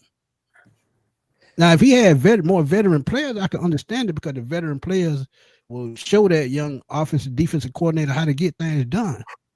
But when it's vice versa, it's like the blind leading the blind, man. That's not going to work. And you see in the right here, right now, that's what's happening. So he made his bed. He got to lay in it. All right. Anybody else? Smitty, yeah, I was going to ask Smitty real quick. Did you think it was a slap in the face to yourself and other Falcons fans when Arthur Blank and Rich McKay put out a statement about that what the Atlanta United was doing was a slap in the face, and they, but you completely ignore what's been going on in, with your Falcons team. To me, it felt like now the Falcons are second fiddle to the United, for who, ownership group and Rich McKay, are catering to, and I just kind of felt, that was kind of a slap in the face when you don't have a successful football team that's been around a lot longer than your unsuccessful soccer team, So, you got to look at the common denomination. Your soccer team sucks. Rich McKay's involved in it. Your football team sucks. Rich McKay's involved in it. I mean, seems like a common denominator to me, But I just wonder if you felt that was a slap in the face, You absolutely 200% correct. And I said that 2 days ago. I said he done destroyed the Falcons front office. Now he's doing the same with the Atlanta United. Their best player, when they won championship, the very next season, he didn't like ownership. So what does he do? He asked to be released. He goes back overseas and plays. So, I mean, that's a telltale sign right there. But this is when I knew what was going on. Well, Arthur Smith got fired, and they made the announcement that what they were going to be looking for in the next head coach. When they had that press conference, who was on the stage? Arthur Blank, Rich McKay, and Beatles was on the stage. Terry Fontenot is nowhere in sight. And this is exactly why I said, yep. When you got the owner, the CEO, and the president, and not the GM involved in the press conference, that's a telltale sign of who run the team. And that's why we at where we at right now. If you want to run the team, what you need a GM for? Just be Jerry Jones. Just destroy the team like Jerry Jones did. Mm-hmm. So, Smitty, I'm gonna back you up by giving you a this season example of that. I said this to HO a couple of weeks ago, and I was like, I don't want to be what's the word I use, HO? I can't remember. I forget the word. But you see this, you see what happened in Indianapolis as soon as Jim Irsay. Oh, yeah. You weren't trying to be. I said that though. I wasn't trying to be morbid. I think was the word. I wasn't trying to be. I don't wish. None of us do wish death or anything on anybody, or whatever. But it's a prime example of like you're saying right now. when you have an owner who is too involved, and when they are not there, and now what's happening in Indianapolis is there is somewhat of a vacuum as far as ownership. I mean, his daughter is the owner, but she doesn't know her left from her right. That's the reason why she's on the sideline. Yeah, but look, you saying that, but she got that mindset to no. She's got a business mind to her. Exactly. I'm about to give her credit. Okay, go ahead. I'm about to give her credit. What's happening there is now she is having to rely on people who know football. And so the football people are reporting to her, but they're reporting to her in a way in which probably is they're not afraid. So when Jim was there, it was a report to him already knowing if I say A, Jim gonna want to go B. Or if I say B, Jim want to go A. And so you wind up having people placate to the owner because that's how you keep your job. But see, that's the difference right there. When you got an owner that's trying to understand what you're saying instead of, having their own mindset, because think about it. The Michael Penix thing happened because of Arthur Blank. When they took that flight to Seattle for that private workout, when they got there and they got finished watching him play, Arthur Blank said, I want that guy right there at number 8. That was it. He ain't asked the GM what he thought. Because think about it. They were putting the team together the last 4 years with the offensive weapon that we have right now. So all you need is a quarterback to go put him in that spot. And Bo Nix went to the right spot because the system they run, it was something that suited him. Yeah. The Falcons didn't have nothing in place to suit Michael Penix. That's the thing. A veteran is Sean Payton plus a rookie is Zach Robinson. That's your difference right there. And that's an organizational problem. Because if Rich McKay and Arthur Blank don't look at that as a problem, they don't know football. If I know that and you know that and Bob know that and H.O. know that, they should know that. Well, that's common sense. The thing too, you mentioned Bo Nix, what's the first thing that they did in Denver when they got Bo Nix? They went and got one of his receivers, someone that he was comfortable with. Right. You find out at the beginning of the year that the Patriots are interested in releasing Jalen Polk and getting him traded. Granted, I did a video on that, Bob. I did a video on that. But that's someone that Penix is very comfortable with and could be a deep threat receiver for you next year. So you let him go to your division rival? That's unbelievable to me. I did a video on that, man. I did. It made sense.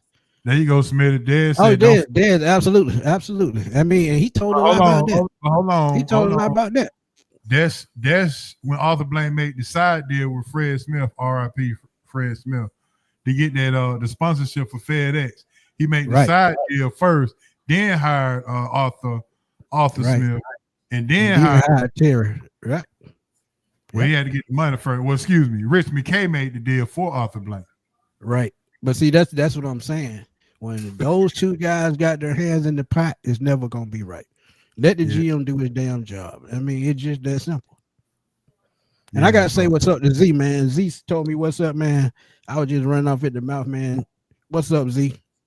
Yeah, man. I mean, look. Yeah, I told him you was coming on tonight, man, and he said, "Yeah, I got it. I said, I'm gonna be fully loaded tonight now." Hey, man, it's crazy. With that being said, Smith, that's really all I got, man. Other than that, give me your predictions and the keys to the game for Sunday. I know you're gonna do a video on it, but you can drop it here first. What they got to do, they got to pressure. Just like Pittsburgh, they got to pressure Indiana Jones, man. They got you. I mean, that New York Daniel Jones is somewhere in the building. You just got to bring him out. And the way to do that, you got to pressure him into throwing, making mistakes. You got to. And you got to slow down Jonathan Allen. You're not going to stop. I say you need to at the least stop that beast. At the least 75 yards is a win for me. 75 yards is a win for me. If you can hold him to 75 yards and force Daniel Jones to beat you, I think you can pull this one out. Because we know the defense is going to come to play, but can the offense put up points? It's supposed to be Bijan against Jonathan Taylor. This is supposed to be a slugfest in the trenches. And, that's why I had this game 20-17 Falcons. I think that defense can force a turnover to turn this game into a win.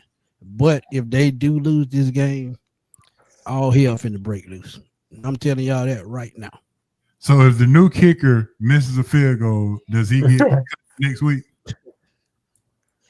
No, just stick with it. Just stick with it. Because look, nobody talks about it, but just like I said with Raheem Morris, why bring back Marquise Williams when you fired him before? Doesn't make any sense. Doesn't make sense. Retreads. We tired of that. Go try to find something fresh and something new. That's all I'm saying. Find something fresh and something new. You say 2017 Falcons. All right, we'll see. With some good play calling on. Watch this, H.O. Watch this. Bob, be real with me. What you find happen when that man in Las Vegas had finally left? One you happy? Because it was something new, right? Yeah.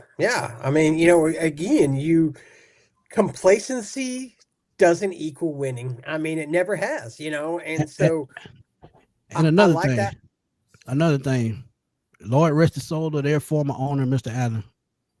But when they got new ownership, they took it in a different direction. Tell you, even then, how many times I saw Jody Allen in the last, 5 years, maybe once. You know how many times I see John Schneider every single Sunday. Yeah. See, you don't have that problem in Seattle, and look, and they about to go right back to where they were. Yeah. See, HO, exactly what I'm talking about. Mm-hmm. It's all about how you run your front office. Yep. Yeah, that's all right. No. Hey, everybody can't be the Puff Daddy and dance out in the video. That just don't work in the NFL. Well, you look at too. He wanted. Coach wanted more power when it came to decision roster making, and that's why he don't coach the Seahawks no more. That's why he coaches the Vegas, and look how well it's going there. Facts. Made my point for me. Smitty, we got a question of the day of the college basketball team that you root for. We're going to give you first chance at this. The college basketball team that you root for. Give me your all-time starting five, but it has to be from 2000 to 2025 players. That ain't fair. Yeah. So that's gonna make you stay in the present instead of trying to go all the way back to the 70s. No, what team? The 80s and 90s. What team were you going with? That's what era I grew up in. I'm still a Tar Heels fan, diehard, man. I always will be. Oh, you and Coach. That's why you and Coach get along. So you can't use Jordan and Worthy. That's what I'm talking about, Antoine. John T. Smith. That's what I'm talking about. I was gonna go. If I had the chance, I was gonna say Jordan Worthy, Perkins, Rasheed Wallace, Vince Carter, and Shammond Williams. Yeah, but you can't go there. You got to say 2000 up until now. So get it to me now. Baycott would be the center, absolutely, no doubt about it. Sean May would probably be the power forward. That would be a toss-up between him and Brendan Haywood, though. I think Haywood was 2000, somewhere in there. If I had to go shooting guard, I'd go Joseph Forte. Point guard is the toughest spot. But I had to go Kobe White. Kobe White was probably the best point guard they had in the last 20 years. Marcus Page? Was who? Marcus Page? Yeah. Okay. Yeah. Hey, Kobe White was the street, man. Hey, Joe, don't interrupt North Carolina talk now. You stay in the we're not gonna tell you the Cooper flag. Listen, man. I'm just asking because so you going who you going to point guard now? Shammond Williams. Shammond Williams and shooting guard Joseph Forte. Yeah, and then Vince Carter at 3. At the 4, and Baycott at the 5. Okay. So, Coach, you can't copy none of that now. You can't be cheating. Well, now, hey Joe, I say I got 2 reasons that say I can. 1, 2. I got 2 reasons that say I can. Damn. I get who I want. I can give you 5 right now. Hey, Coach, Halloween over with, man. Now Halloween came on a weekend. This ain't the weekend, it's Wednesday. No, sir. Hey Joe, I can say Antoine Jameson, Harrison Barnes. Barnes another good one. Yeah. Justin Jackson and Psycho T and Nasir Little. I like those. Who gonna dribble the ball? I got. Who gonna dribble the ball? I mean, you picked all forwards. That's okay. Little will take care of that. Okay. You said I can't duplicate, Fred. You ain't got no shoot guard, no point guard. You ain't got nobody. He got all forwards. He got all forwards and centers. Oh my God! Right. Oh, man. Look what the Houston Rockets are doing. Same thing. Get all the big ones. All the big ones. Yes, sir. All right, Smitty, man. I know you got the road, man. I so appreciate you stopping through, bro. No doubt. Yes, 2017 Falcons. We gonna miss church on Sunday just to see it. If they piss me off, I'm gonna tell them. Well, never mind. Anyway, all right, Smitty. We'll talk soon, bro. Thanks again. No doubt. Appreciate y'all. All right. Peace.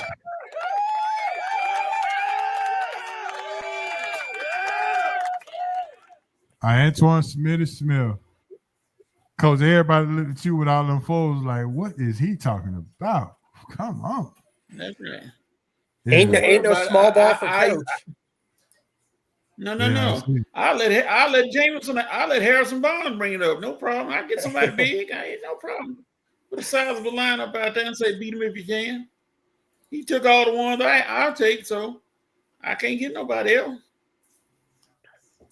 Hey, Bob, put the question in the chat. This is what my cousin said. What you think? No, I mean, you ain't mentioned Bo Bichette. He about to make some paper. Yeah, I disagree. I think that, being hurt last year, I mean, and he really hasn't had a real good last couple of years. He did have a good World Series. I will grant him that much, but I don't think it got him. I think that somebody shortstop is the weakest position this year for free agency. So, I would like to see them bring back Kim myself. We're talking Braves. I don't see Bichette going away from Toronto. I mean, I think that they'll try and sign him long term.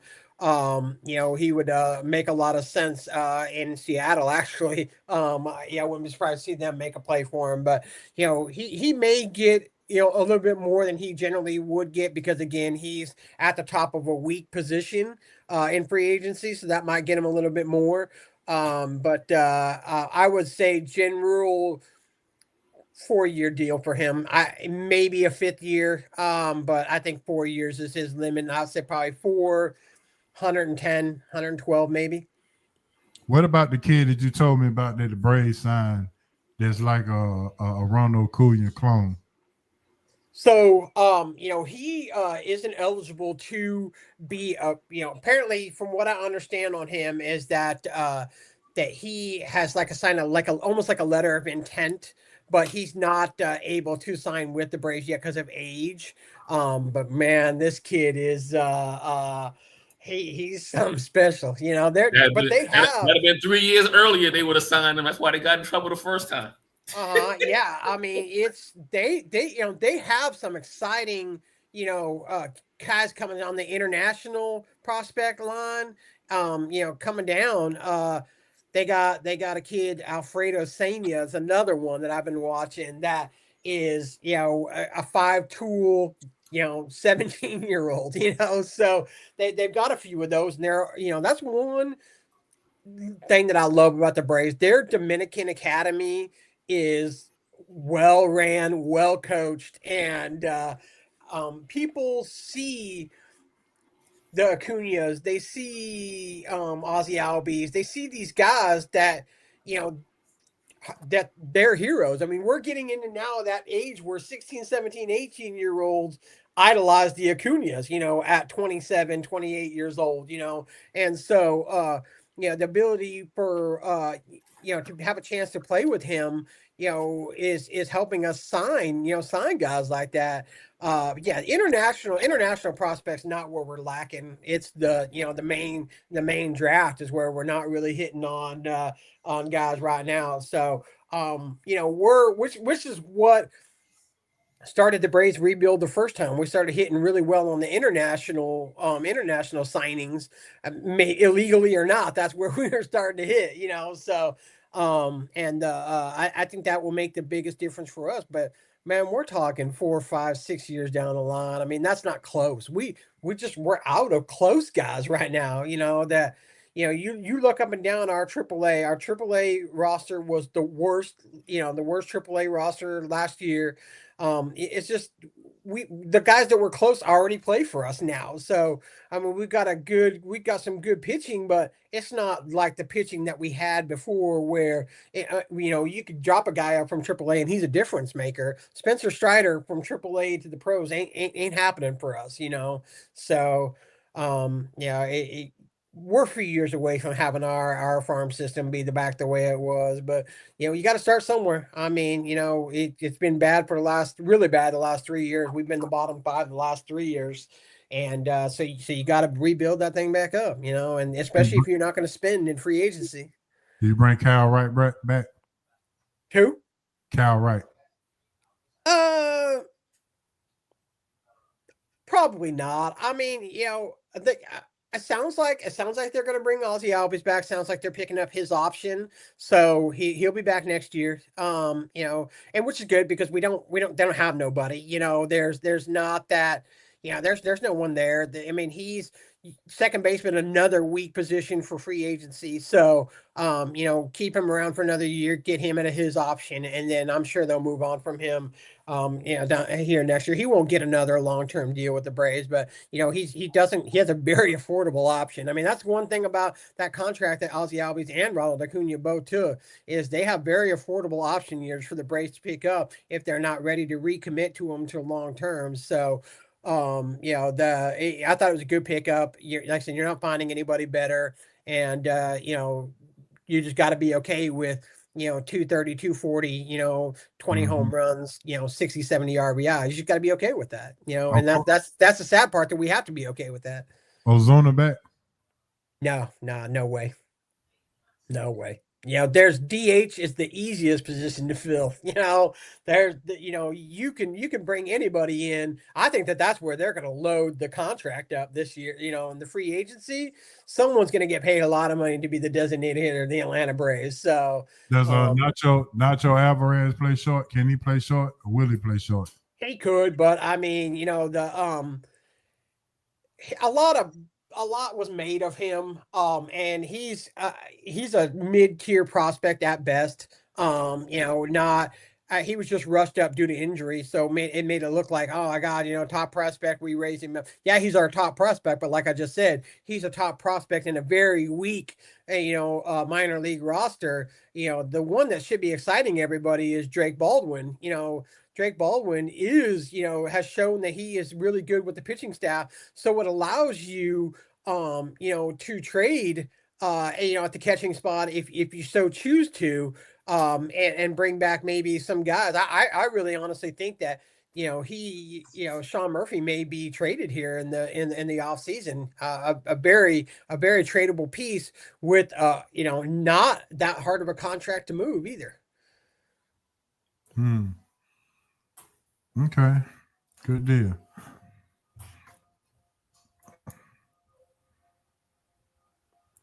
All right, so let's do this. What are the teams, NFL, in our roundtable discussion? What are the teams that you're looking forward to looking at for the rest of the season?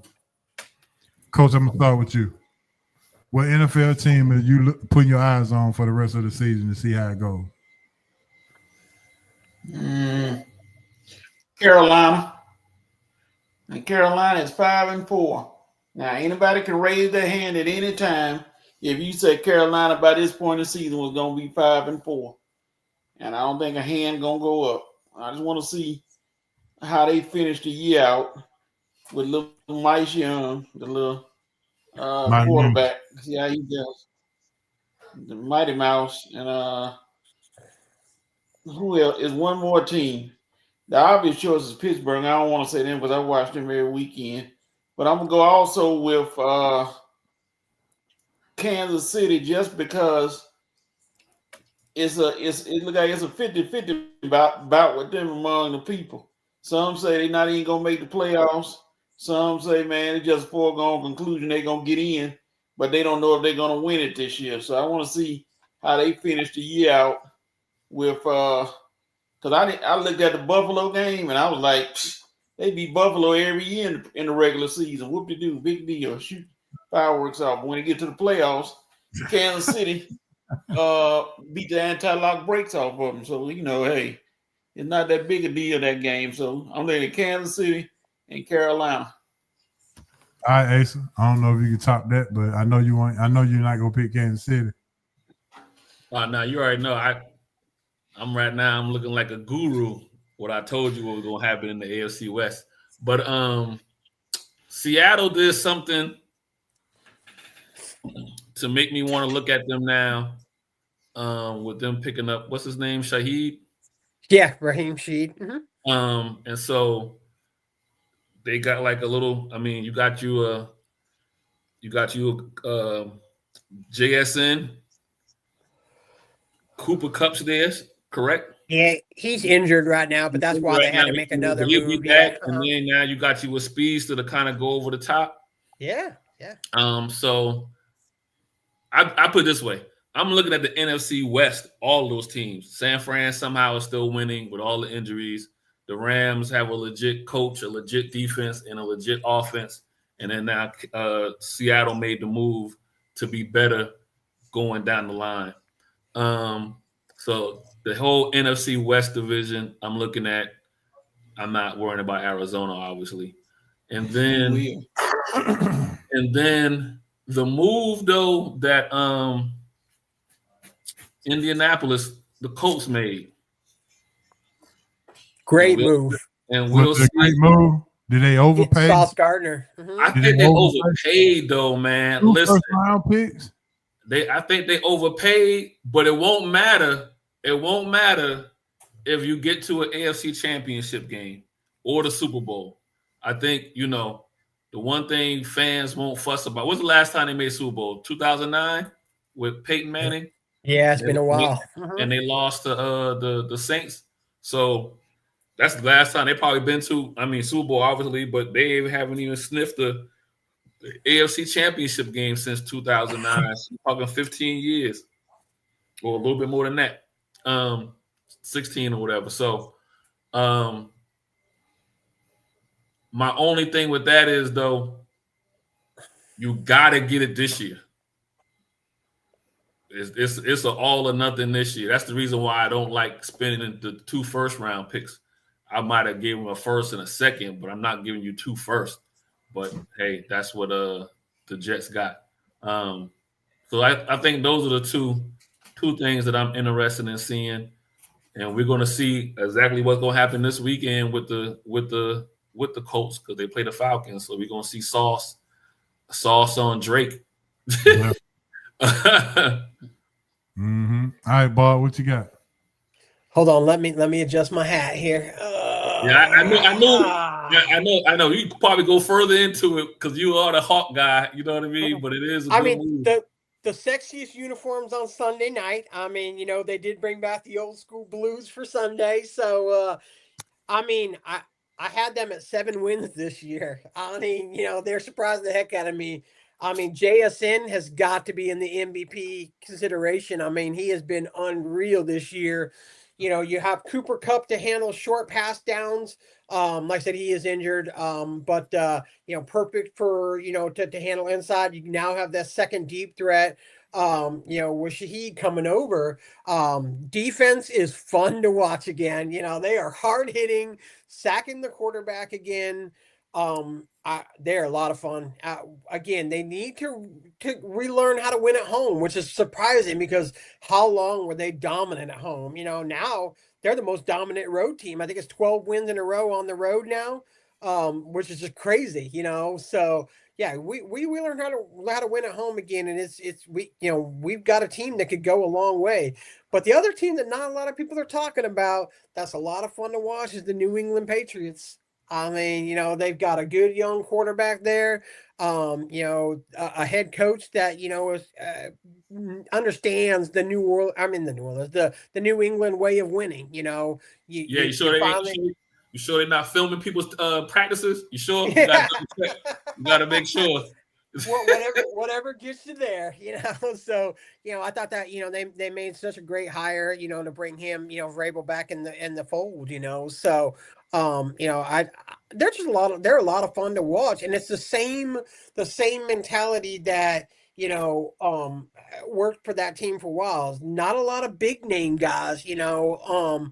You know, they just do it with a lot of good mid-tier talent, you know. So I think they've kind of surprised me. But you know, they could make a little bit of a noise in the AFC. So, but you know, to me, there's been more disappointing teams than there's been, you know, surprising teams. I'm looking forward to. I like Seattle as well. I like what he's been done. I just picked up Sam Darnold in my fantasy league as well. So, he was that first half Sunday was unreal. I mean, he was just you would have thought he'd been doing this for years. Yeah, the only thing I'm mad about Seattle about is on Kendall Walker's birthday, they didn't let him get a touchdown. Which is hard to believe. Seattle, you know, might have a running game issue, but they do. Charbonnet hasn't really stepped up this year like they quite expected him after having a really good year last year. I think they were hoping for that really good Walker Charbonnet combo. It really hasn't worked that well. So you definitely don't want to see Darnold passing as much as he has. But if they can get that run game going, you know, which is, you know, offensive line has been a little bit of a injury plague for them this year. And you know, been a problem with them for the last couple of years now too as well. You know, if they can shore up the offensive line by getting guys back that have been injured, that could play a big part for Walker and Charbonnet, because that's two talented running backs you have back there. It just has, you know, that is their one weakness that they've had this year, which is just crazy for a Seattle team that's known for pounding the ball.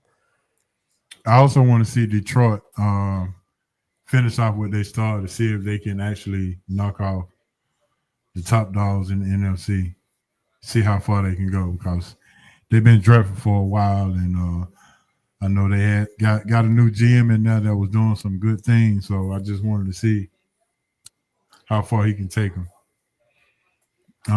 That's all I had. I'm not sure about the AFC, but Seattle and Detroit was. Matter of fact, I think Seattle and Detroit could be the NFC championship game. Yeah, football's as wide open as I've seen in a long time. I mean, there's just not, not as dominant and an easy of a choice as there has been. I mean, I would say, you know, Buffalo comes in looking like a favorite, but it's Buffalo. You know, we expect them to have that letdown game until they prove otherwise, that they can win in the playoffs and get through to the Super Bowl. You know, I think if they do get to the Super Bowl, they could be the team, but until proven otherwise, they aren't that team. All right, real quick, Bob, before we get to our fun bag, what has impressed you about the start of the NBA season thus far?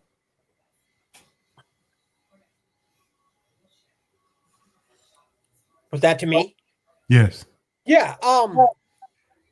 Well, Chicago Bulls surprising the heck out of me. I mean, they're off to a crazy good start. So I really like that.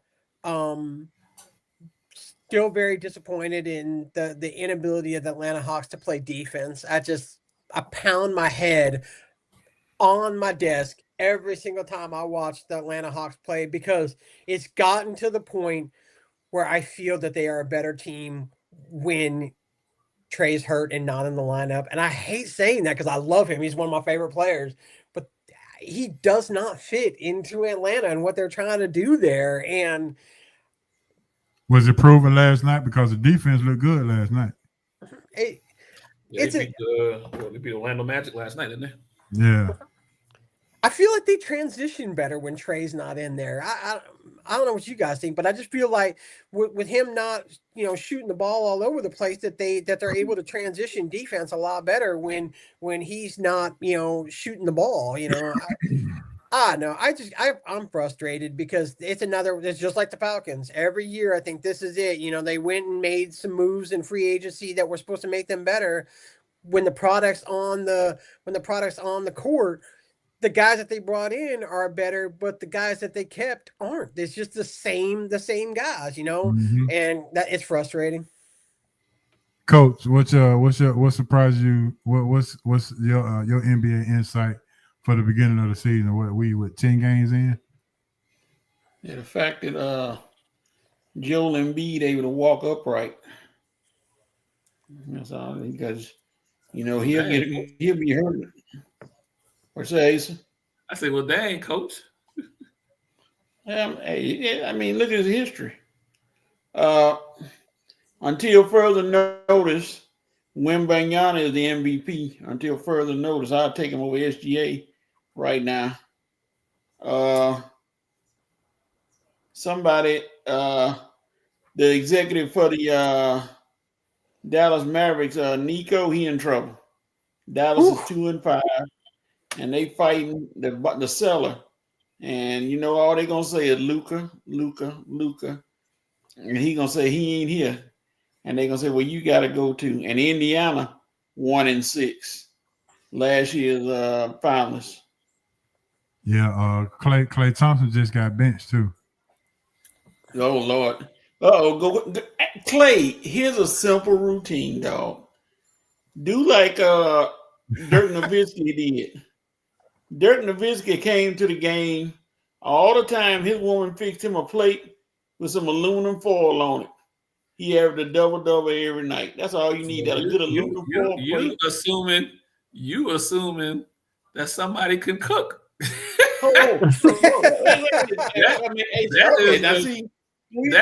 out right now.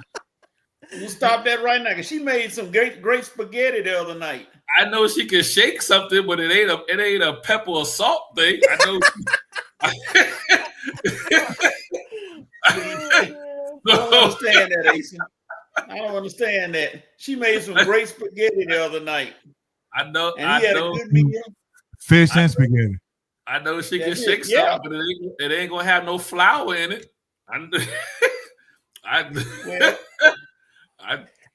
They say that you sit closest to the thing you love the most, and I noticed Coach is sitting next to the microwave. You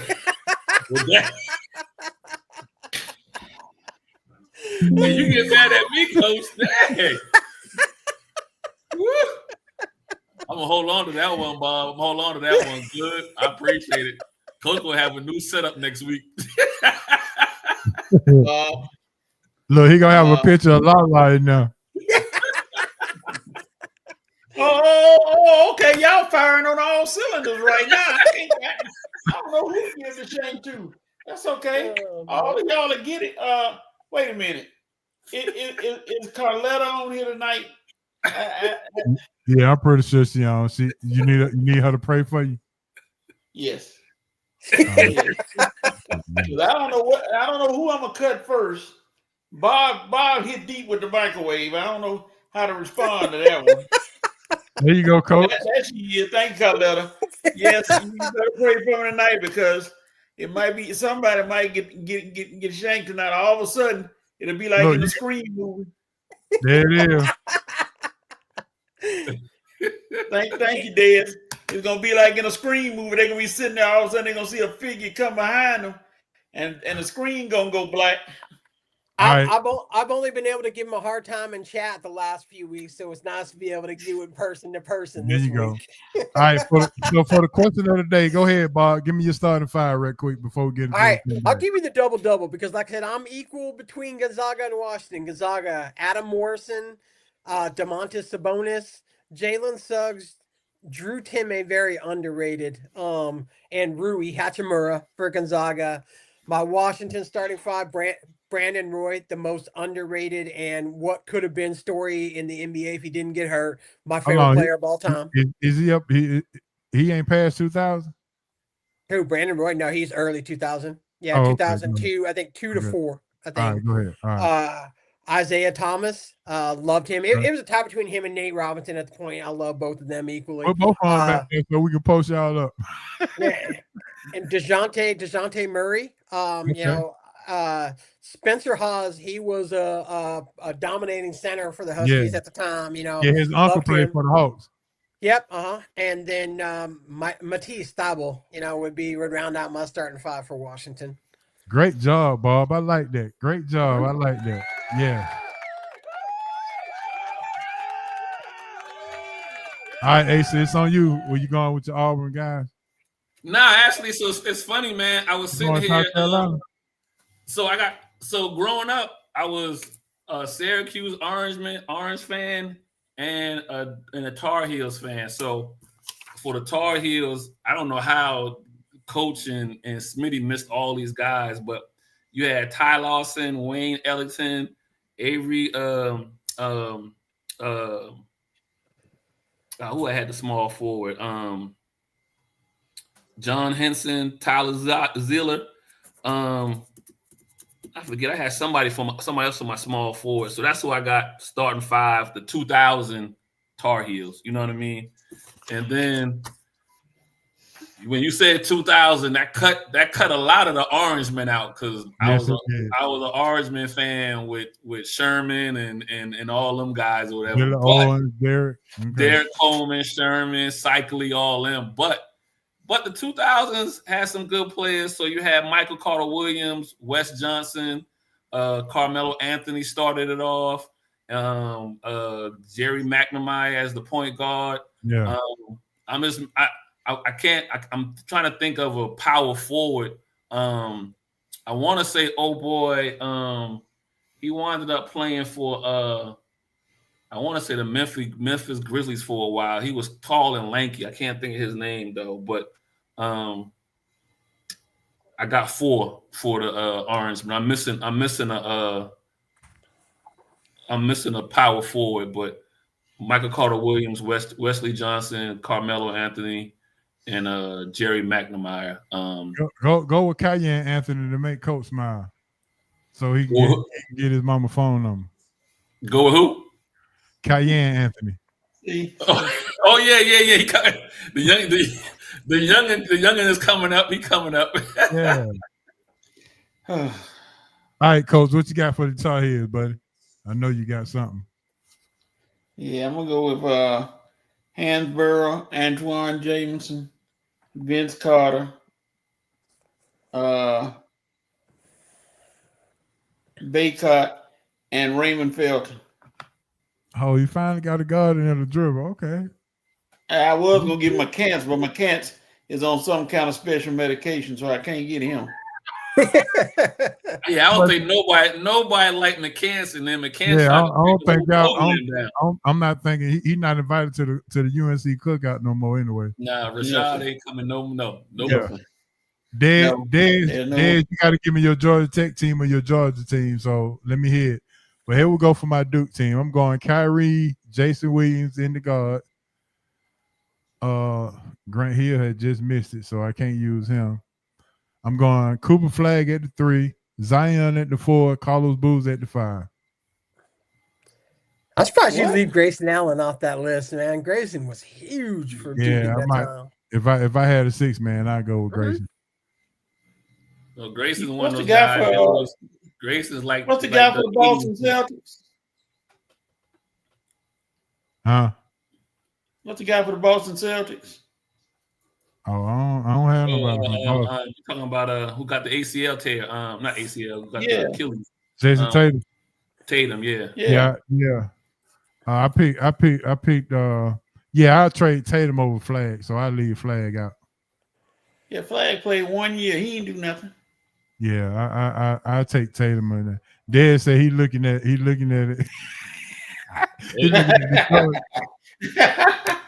it ain't too much at Tech in Georgia in the 2000s. It ain't too much.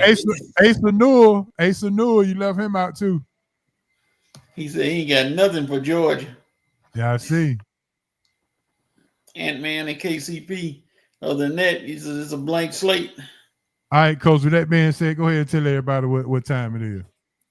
Well, we done gone through the show, and everybody made it through without any injuries, but it's not over yet. So, but to put a Band-Aid on some folk and, make people happy, because that's what we do here, it's time for the SRT Fun Bag.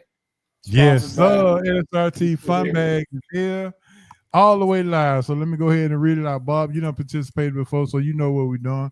We're asking questions. You got 30 seconds to give me your thought-provoking answers. All right, real quick. First question is, which do you prefer, standard time or daylight saving time? Oh, shoot, that's easy. Daylight saving time. Daylight saving time for me as well. I like it light early when I'm going to work, and it helps me get going in the day. Got to have that sun in the morning. There you go. All right, Asa, what you got? What's the one that don't never change? Is that standard? Standard is what we in now, where it gets dark. They're like, I need the one that don't change. I get tired of waking up in my microwave and oven is a different time. The time in my car different than my phone and my watch. Whatever the one that don't change, let's stick with that one. Okay, that's daylight. Then I'm daylight. Daylight is when it gets dark. It changed, but it don't change for a while. I need the one that don't change. If standard don't never change, let's stay with standard.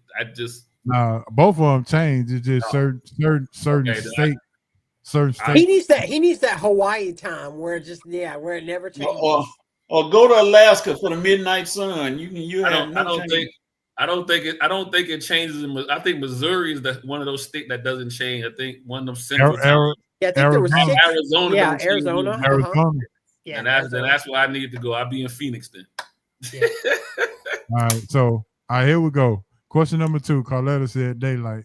Of course, she got to show off her sundresses, and she got and she had to make sure she's huddled around and pray for the people in the church, even when it gets late. All right, when you was a child, what brand fashion were you into? Clothing, was it the Kango, Guess jeans, Chick jeans, Levi jeans, Stan Smith shoes, SWAT watch, members only jacket? Give me something. All of it.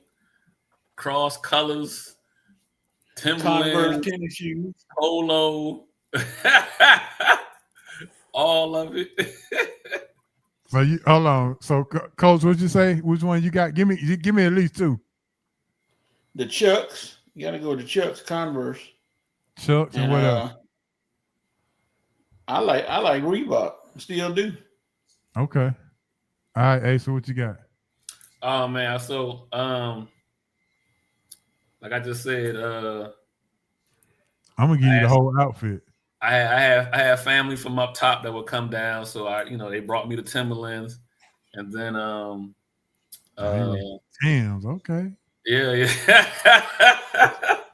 And then I had an older cousin that was working at a polo shop. There you go. Got to get the polo. I was getting the polo. So you taking polo over Lacoste? Yeah. Nothing wrong with lacrosse, but I had I had the bear and the man. I had it all. I had the old school polo and the new. And I was doing a little bit of Nautica too. I was the whitest black boy you ever want to see. Oh boy, Carletta say them K-Swiss. Dad say the Reebok Classic. Yes, sir. The all white jeans. Just all right, Bob. What you got? I've never been one much for fashion, but I can remember the first thing I ever wanted that was like cool to have was the Reebok pumps. When I saw that at the slam dunk contest, I thought that was the coolest shoe I ever seen in my life. So I would say Reebok for the pumps. I was always a starter guy. I like starter jackets. In fact, I still have my old school Brave starter jacket. I've had it for years. But I've always been really weird. You know, I love urban wear. I loved FUBU when I was a teen Talk too. to me. Yeah, well, There because it was for bigger guys. You know, it was fashion for bigger guys. That's why I think I really started. Well, why I liked it so much. You know, so I've always been a big FUBU guy. But yeah, definitely them Reebok pumps. I wanted them things so bad. I remember when I got that for Christmas. I don't know what I liked more, my Nintendo or the Reebok pumps more. I know that's right. I had the my boy Rodney say Deodore shoes. That's what I'm talking about. Outside the line stepper right there. I'm wearing the Guess jeans with the Stan Smith Adidas shoes with my polo and my Kango hat with my members on the jacket.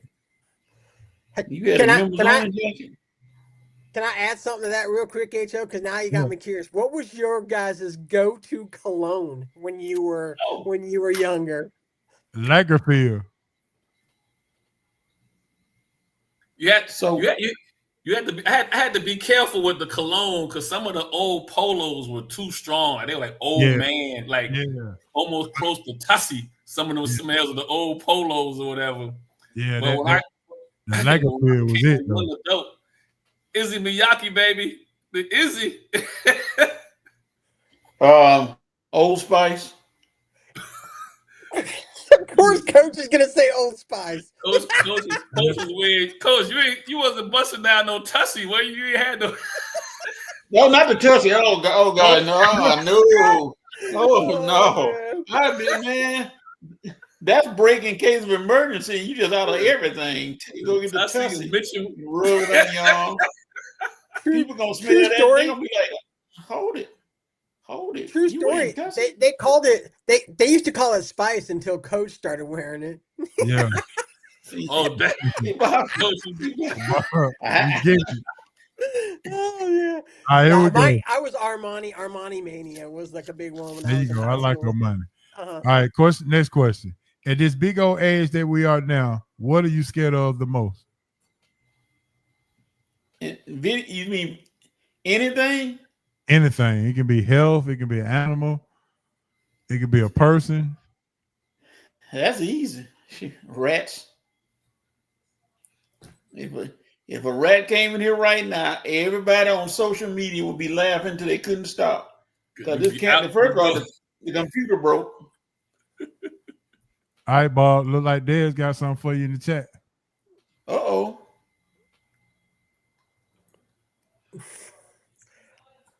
I don't know much about that. But no, spiders for me, man. And this has been the worst year for that because them Jaro spider things yeah, man. I'm like, I feel like I live in Australia or something, man. I took a trip to Australia. It was like probably about 5-6 years ago, and I'll never ever go back again. I couldn't go outside. It was spiders the size of like your hand. They were that big, and that's how I feel like them Jaro spiders. But I'm about to show, I think, how wide I am here. I had never seen a rat before until like 2 weeks ago. One came through our shop at work. First time I've ever seen like a rat in person. I mean, I've obviously seen them like the zoo or something like that, but never like just a free roaming one. Never downtown Seattle, no nothing like that. But yeah, I saw one at the shop, and I was pretty scared. There you go. Snakes for me, partner. Snakes. There's that cologne Dez was talking about, Bob. Bring it the other way. There you go. I don't know that one. I'll check it out. Is it still? Can you still get it, or is it discontinued? Yeah, your yoke and yoke was good. Mm-hmm. But yeah, snakes do it for me. I'm with you too. I mean, I ain't fond of spiders either, but I don't like nothing that's real quiet and you just don't see them to the last minute. You know, I don't like rats either, but they make noise. But them days, snakes and spiders be quiet. I ain't too cool with all that. All right, here we go. And everybody went through this. When you was a kid, if you if you actually didn't care what people thought about you, how far would you be today?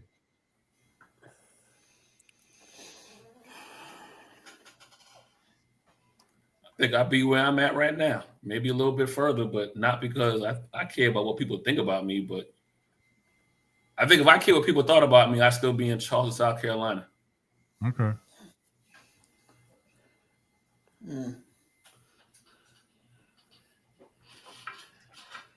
Snakes are scary if they come out of nowhere. So I mean, if I see one, it don't bother me. But if I roll the garbage can down and there's a snake hiding under the garbage can, that's a different story.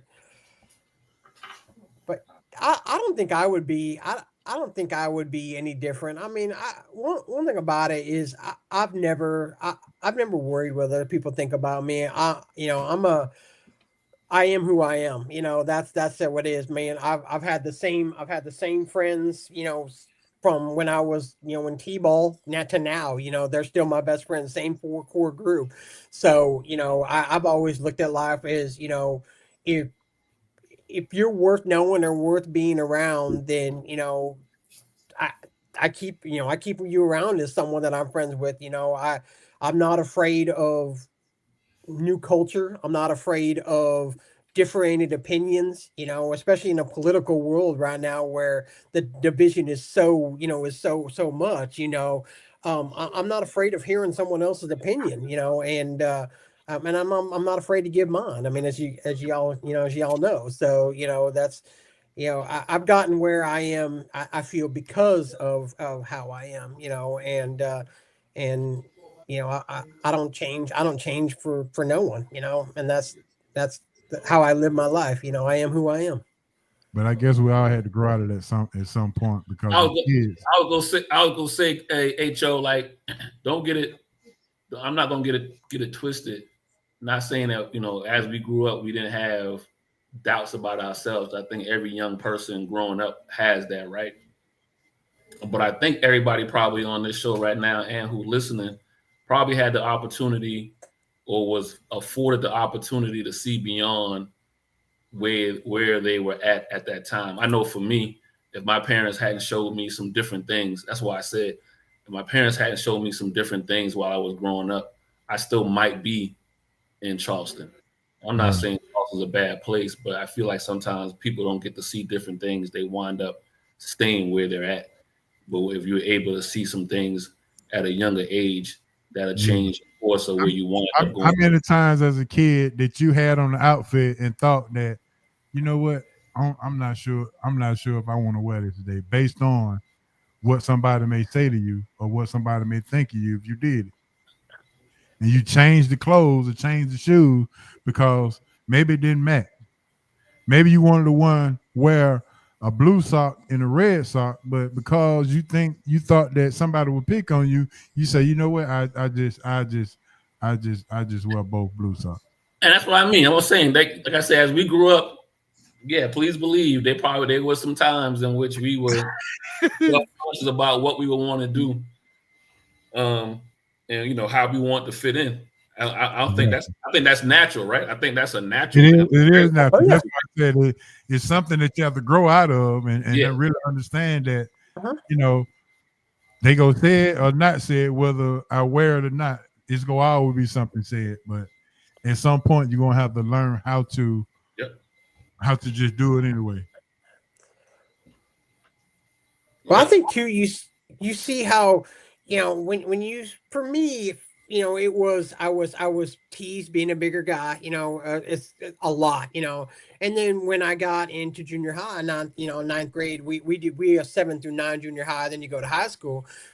I became good at football, and so that was your ticket to popularity, and so I think getting to see both sides of the, being teased, but then also becoming popular led me to be able to see the whole picture and learn to, to respect everyone and, what other people can bring to the table, when it comes to both friendship, being able to do something like this where, we don't all agree on everything when it comes to sports, but we can all get together and have a good time talking about the things that we love, and I think that plays a lot into, this type of thing, is. Yeah. All right. Fill in the blank. Fill in the blank. When I eat my pancakes, I have to blank. Butter and syrup. Okay. When I eat my pancakes, I have to blank. Be by myself. Okay. Bob, what you got? I'm with Ace. It's got to be drowned in the maple syrup. I mean, I can't. I don't need just a little bit. I need the plate to be dripping the syrup over the side of the plate. My hands sticky from it being all over. Yeah, I've always the same with the French toast. Gotta have it drowned. That's why you're a big guy. Yeah. So for me, I have to have liquid syrup. I mean liquid butter. I can't just break it off and spread it on it. I have to warm it up on the stove and melt it and then pour it on there. And then I pour the syrup. But I cut everything up first and then I do all of my other stuff. And then I eat. Are y'all team peanut butter on the pancakes at all? Anybody peanut butter on the pancakes? No. Really? No. That must be a northerner thing. Yeah, that's some Northwest or whatever. Us northerners, I tell you, we do weird stuff like that. Hey, so dance with you, Bob. He said what Bob said about the syrup all on the side. Got to be all over. I mean, when I go to like the IHOP or I go to Cracker Barrel, like they got to be cleaning up after me because all that syrup's on the table. Okay, Carletta say drizzle with chocolate. Okay. Chocolate. I don't know about chocolate. All right. Boy, never had a chocolate chip pancake till I moved south. There it is. All right, this gonna be one of my favorite ones. Keep one, bench one, and cut one. Look at Coach. Look at Coach. I already knew you were gonna say that. All right, would you rather? So which one are you gonna keep? Get paid to travel around the world, become a multimillionaire, owning your own business, or never get sick again while living to 100 years old, still in your right mind? Those are three. So what are you keeping? What are you benching? And what are you cutting? Never getting sick again. I'm keeping. Benching a multimillionaire. And I hate flying, so traveling around the world will be a no-go. Bye. All right. So Carletta said melted butter. Peanut butter. Chocolate. Melted peanut butter. You having a Reese's pancake? Oh, with the Hershey syrup, you drizzle it on with the peanut butter on top. She knows what she's talking about. All right. Okay. All right. A lot of drizzling going on. To me. But hey, listen. That sound like a Reese's cup pancake. Sound like diabetes. What it sound like to me. You got to drink plenty of water out of that one. You flushing out the rest of the day. Water while you eating it too. Yeah. All right, Asa, what you got on the question? It's a hard one, but not really. I'm gonna take the multi. I'm gonna keep the multi-millionaire. I'm gonna bench the paid to travel, and you can keep the 100 years. Okay. I don't want. Never I want to get old, but I don't want to get that old. Unless I'm getting old to live forever, but if it ain't no live forever involved, I don't want to get that old. Carletta says she keeping the travel around the world, and she benching the health and the millionaire she cutting. Okay. Yeah. Keeping the multi-millionaire, benching the travel, and you can keep the cut the 100 years. What you got, Bob? I'm keeping the travel. I've been to a lot of places, and there's a lot more that I want to go. I'm benching being a millionaire, and then, man, I don't care if I live till I'm 70. I've done a lot in my short 47 years of life. So I always say if I died tomorrow, I've done everything and a lot that I've loved. So, I don't need to be 100. 47. Well, it's also said never be sick again while you live to 100. So keep that in mind. What's weird is that I am a guy that doesn't normally get sick. I'm probably now, as I said that, I'm probably going to get a cold tomorrow just for speaking this into existence. But other than when I had COVID, I can't remember the last time that I was just like really, really sick. So, my doctor said, and she said this to me 2 weeks ago, she said, I don't know many guys 350 plus that are in as good as health as you are. Don't have diabetes. Don't get sick. My numbers were good. She said, it don't make no sense. She said, but if you lost weight, you could do that for a lot longer. So what you were gonna say, Asa? Oh, I mean, if I could be 100 and still look like I'm 50, then yeah. But if I'm gonna be 100 and look 100, no, I don't want it. Well, it's never get sick again. Live till you're 100 and in your right mind. No, I got it, but it's still an expiration date on there. So you know what? Let me squeeze all I can squeeze into like 75 or something. Man, I'm out of my mind at 47. I ain't gonna make it to 100. I know you. Hey, listen, Bob, you asked the right person. They'll tell you I'm already out of my mind. So Coach try to shank me every day. So every Monday, every Wednesday. So Bob, you back bowling? Yeah. I bowled on Sunday. I'm absolutely not tearing the joint up this year. It's been a struggle. Really? Okay, I'm about to get with you on that.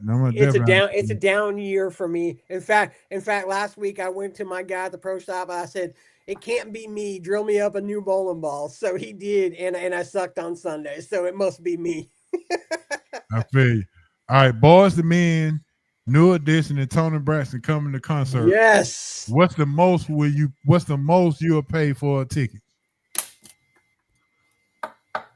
$50. Okay. Coach? 25.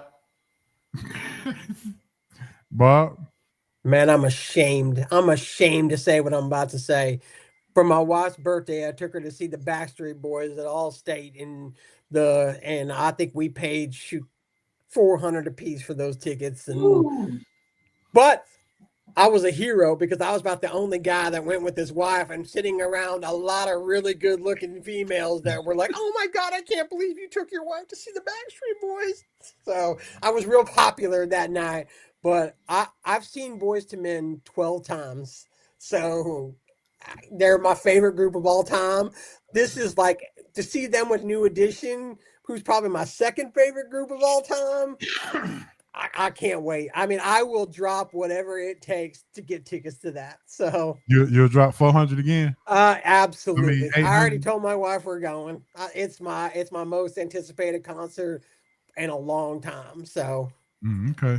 Well, it was right up your alley, huh? Oof. I'm a Motown guy, so I grew up on Motown, and this is definitely right up my aisle. All right, Bob. We put Coach to the test. We let him spell something so he can stick his chest out until Saturday. The word of the day is spell liaison. Liaison. LIASION, right? Say it again. LIASION. No, it's LIAISON. There you go. You knew Coach was gonna get. Coach was gonna correct that. Hey, listen. Carletta in the chat. That is right. That's right? That's what I would have spelled it. I left the second I out. Okay. Yeah. No, I said LIA. Yeah. I left the second I out. Okay. All right. That's why they say y'all tripping, man. You can't bear it.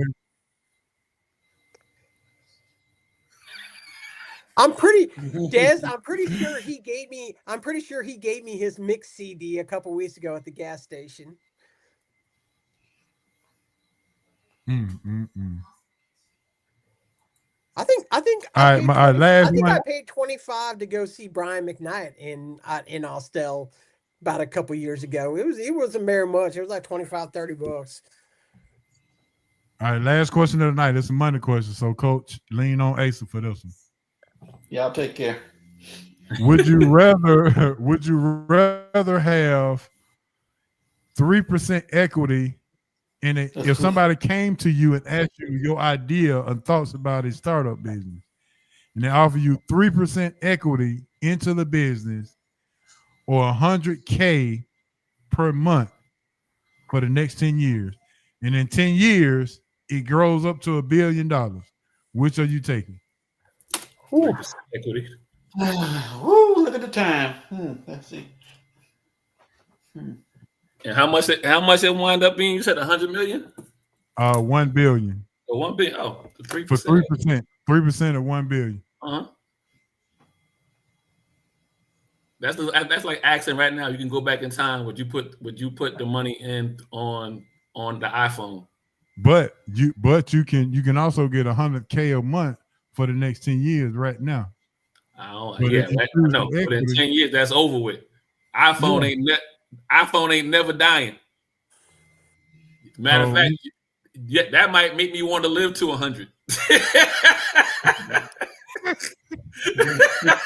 Well, you sure can afford it.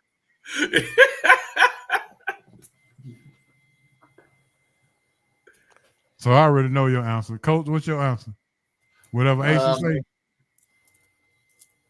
The Dodgers are a good team.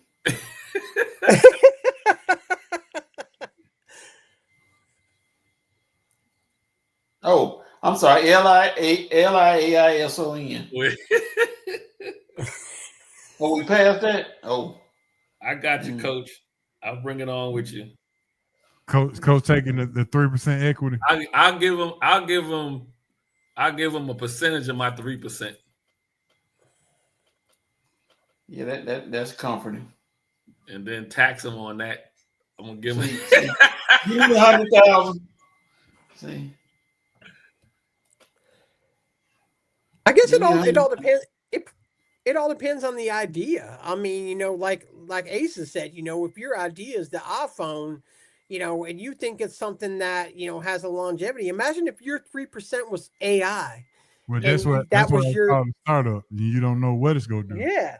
And so, but man, 3% because if you do come up with that idea, if your idea was the iPhone, you're gonna wish you didn't take that, because again, what are we on, iPhone 17 now, and it ain't stopping anytime soon. And as soon as that next number gets listed, people are going to be running to the iPhone store to get the newest one. So I'm taking the 3%, but that's such a good question. Cause when I watch the one show, where they're doing deals like that, I often wonder if that was my idea, if I would take, or the Shark Tank.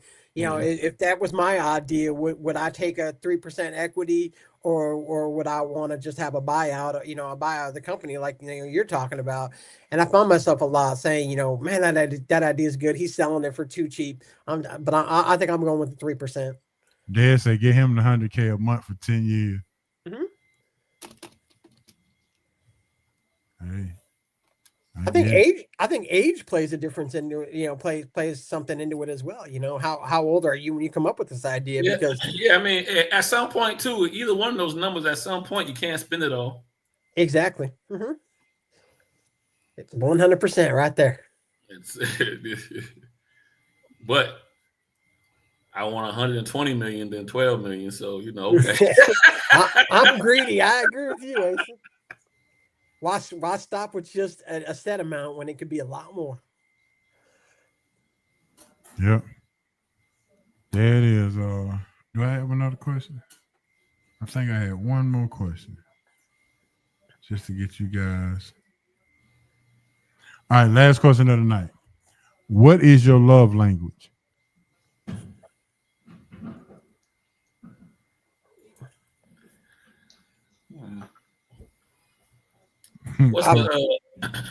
Well, for me, it's touch. I mean, I think I'm pretty sure that my wife gave me this dumb quiz at some point in our marriage. I think it was touch is what I came up with. So that's what I'm going. I text her and she'll tell me. whatever the cooking fall up under, HO. Acts of service. They see a service. There you go. What you got, Coach? When you spend money on me, no, that ain't it. No. Probably along the lines of cooking, I guess. If I cook a good meal for you, that let you know I think highly of you. That's words of affirmation. Yep. If I don't cook, well, no, that's acts of service too. My apologies. Yeah, acts of service. I don't think Coach will get acts of service for who he picking. I just text her, and she says touch. So that's what it was. Oh, okay. Wait, whoa. Hey, so what do you mean who we picking? Who you pick? Oh, you gonna get a lot of shaking.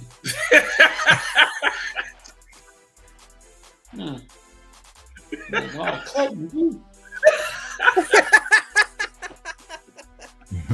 some things out. Yeah, when you hear the music, you already know what time it is. It's time to say goodbye. It's time to just sign off for the night and go get your Powerball ticket. So, hey, Bob. So the plan is, Bob, once I get the Powerball ticket, we're gonna we go buy a Sprinter van and we'll go ride around town and do the Braves report in the SRT in the Sprinter van. That'd be awesome. Yeah. So we'll go ride up to the Battery and interview all the Braves outside of the outside. That wouldn't be such a bad thing, let me tell you. Yeah. So just stay tuned, man. Just stay tuned. I got a good feeling that something is finna pop. And we'll go take the Sprinter van all over the city, all over the state, all over the US. We even go down to Mississippi and interview some of those. We're gonna go to the Mississippi State Ole Miss game for Coach. You gonna get some of them folk embarrassed. Then we'll go right down to the Auburn, Alabama game.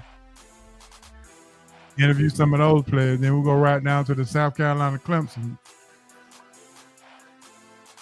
Yes. Hey man, with that being said, let me shout out Bob, Asa, and Coach for coming through. Shout out to Smitty. Shout out to everybody who tuned in tonight. Shout out to everybody who continue to follow and support SRT. Shout out to Hancock, D. Will, and everybody else who's associated with G Money, as well as he cuts it up and we put it on the website. So you can check us out on iHeartRadio, of course. But that's all I got, man. Bob, you can go ahead and give me a shout out. Shout out to everybody. Thanks for letting me, thanks for letting me come by. Like I said, I don't get to do it as much anymore because my wife's her thing is no sports talk, hang out with me on Wednesdays. So so she's actually in South Carolina at a work conference. So I told HO, I was like, let me in, please. I need some sports talk in my life today. So there you go. I always enjoy shooting up with you guys, and it's something that I enjoy so much. So I appreciate y'all letting me in, and make sure y'all follow me on Twitter at Bowling Bob here. Let's talk some Braves, especially because it's about time for the exciting things to happen with moves to be made. So we're getting into the fun part of the year for me, the rumors, the speculations, and who are we going to sign. There you go. Asa. What's up, man? Always, man. Appreciate you, HO, Coach, SRT, family. Always have a good time on Wednesday. Check me out on Mondays, 7 to 9 p.m. Just go to DNA Sports Talk on all social media, and you'll find the link to the show. Everybody listening, one love. All right, Coach. Let's have it. You and the Shank. Come on with it. Give me a shout out. Shout out to HO, Hancock, everybody, D. Will, all y'all. People that are listening, shout out to y'all. Bob, you may get a message at your work tomorrow. Don't think too much of it. It's just gonna be a slight message, but you'll know where it came from. Asa, you ain't gonna get no message. That's all I can say. Love you too, Coach. I mean, it's not violent. Y'all think violence is coming. I mean, see how they thinking, Adrian? They thinking I'm going to be violent. I'm just going to give him a message and just give him a talk. See, Carletta's watching. I can't do anything in front of her. No, I can't make no threats. It's always the old grouchy ones, I tell you. But I tell you what, all I want you all to remember is this. Oh yeah, let me give a shout out to Red Rev and everybody at the Red Rev show Saturday from 10:30 until I guess daylight saving time. Let me get a message to you too. Oh Lord, Carletta watching it all the time. But I was gonna say for y'all to remember these words from the group Jodeci. After the show is the after party. That's all y'all gotta remember. That's all we gotta remember, huh? Yes, sir. Boy, y'all don't say it, Bob. You formulating something in your head. Let it go. Let it drift out. You look at you. Don't do innocent now. No. Carletta, I like you, Bob. I like you, Asa. Carletta said walk in love. Y'all guys are real good friends. I like y'all. No more shame. Say goodbye, Shane. See how they threw it away. See? Just like my dad, you tolerate me. Coach got him an Earth Angel. Yeah. Yeah, Coach and got she him watching all the time, so I must be nice and polite. Yep, so she always watches, so remember that. With that being said, from H.O., Hancock, Coach, Asa, Bob, Smitty, D-Will, and everybody who's listening, and especially for the SRT tenant, this is Sports Roundtable. We'll holler at y'all next week. We out. Peace.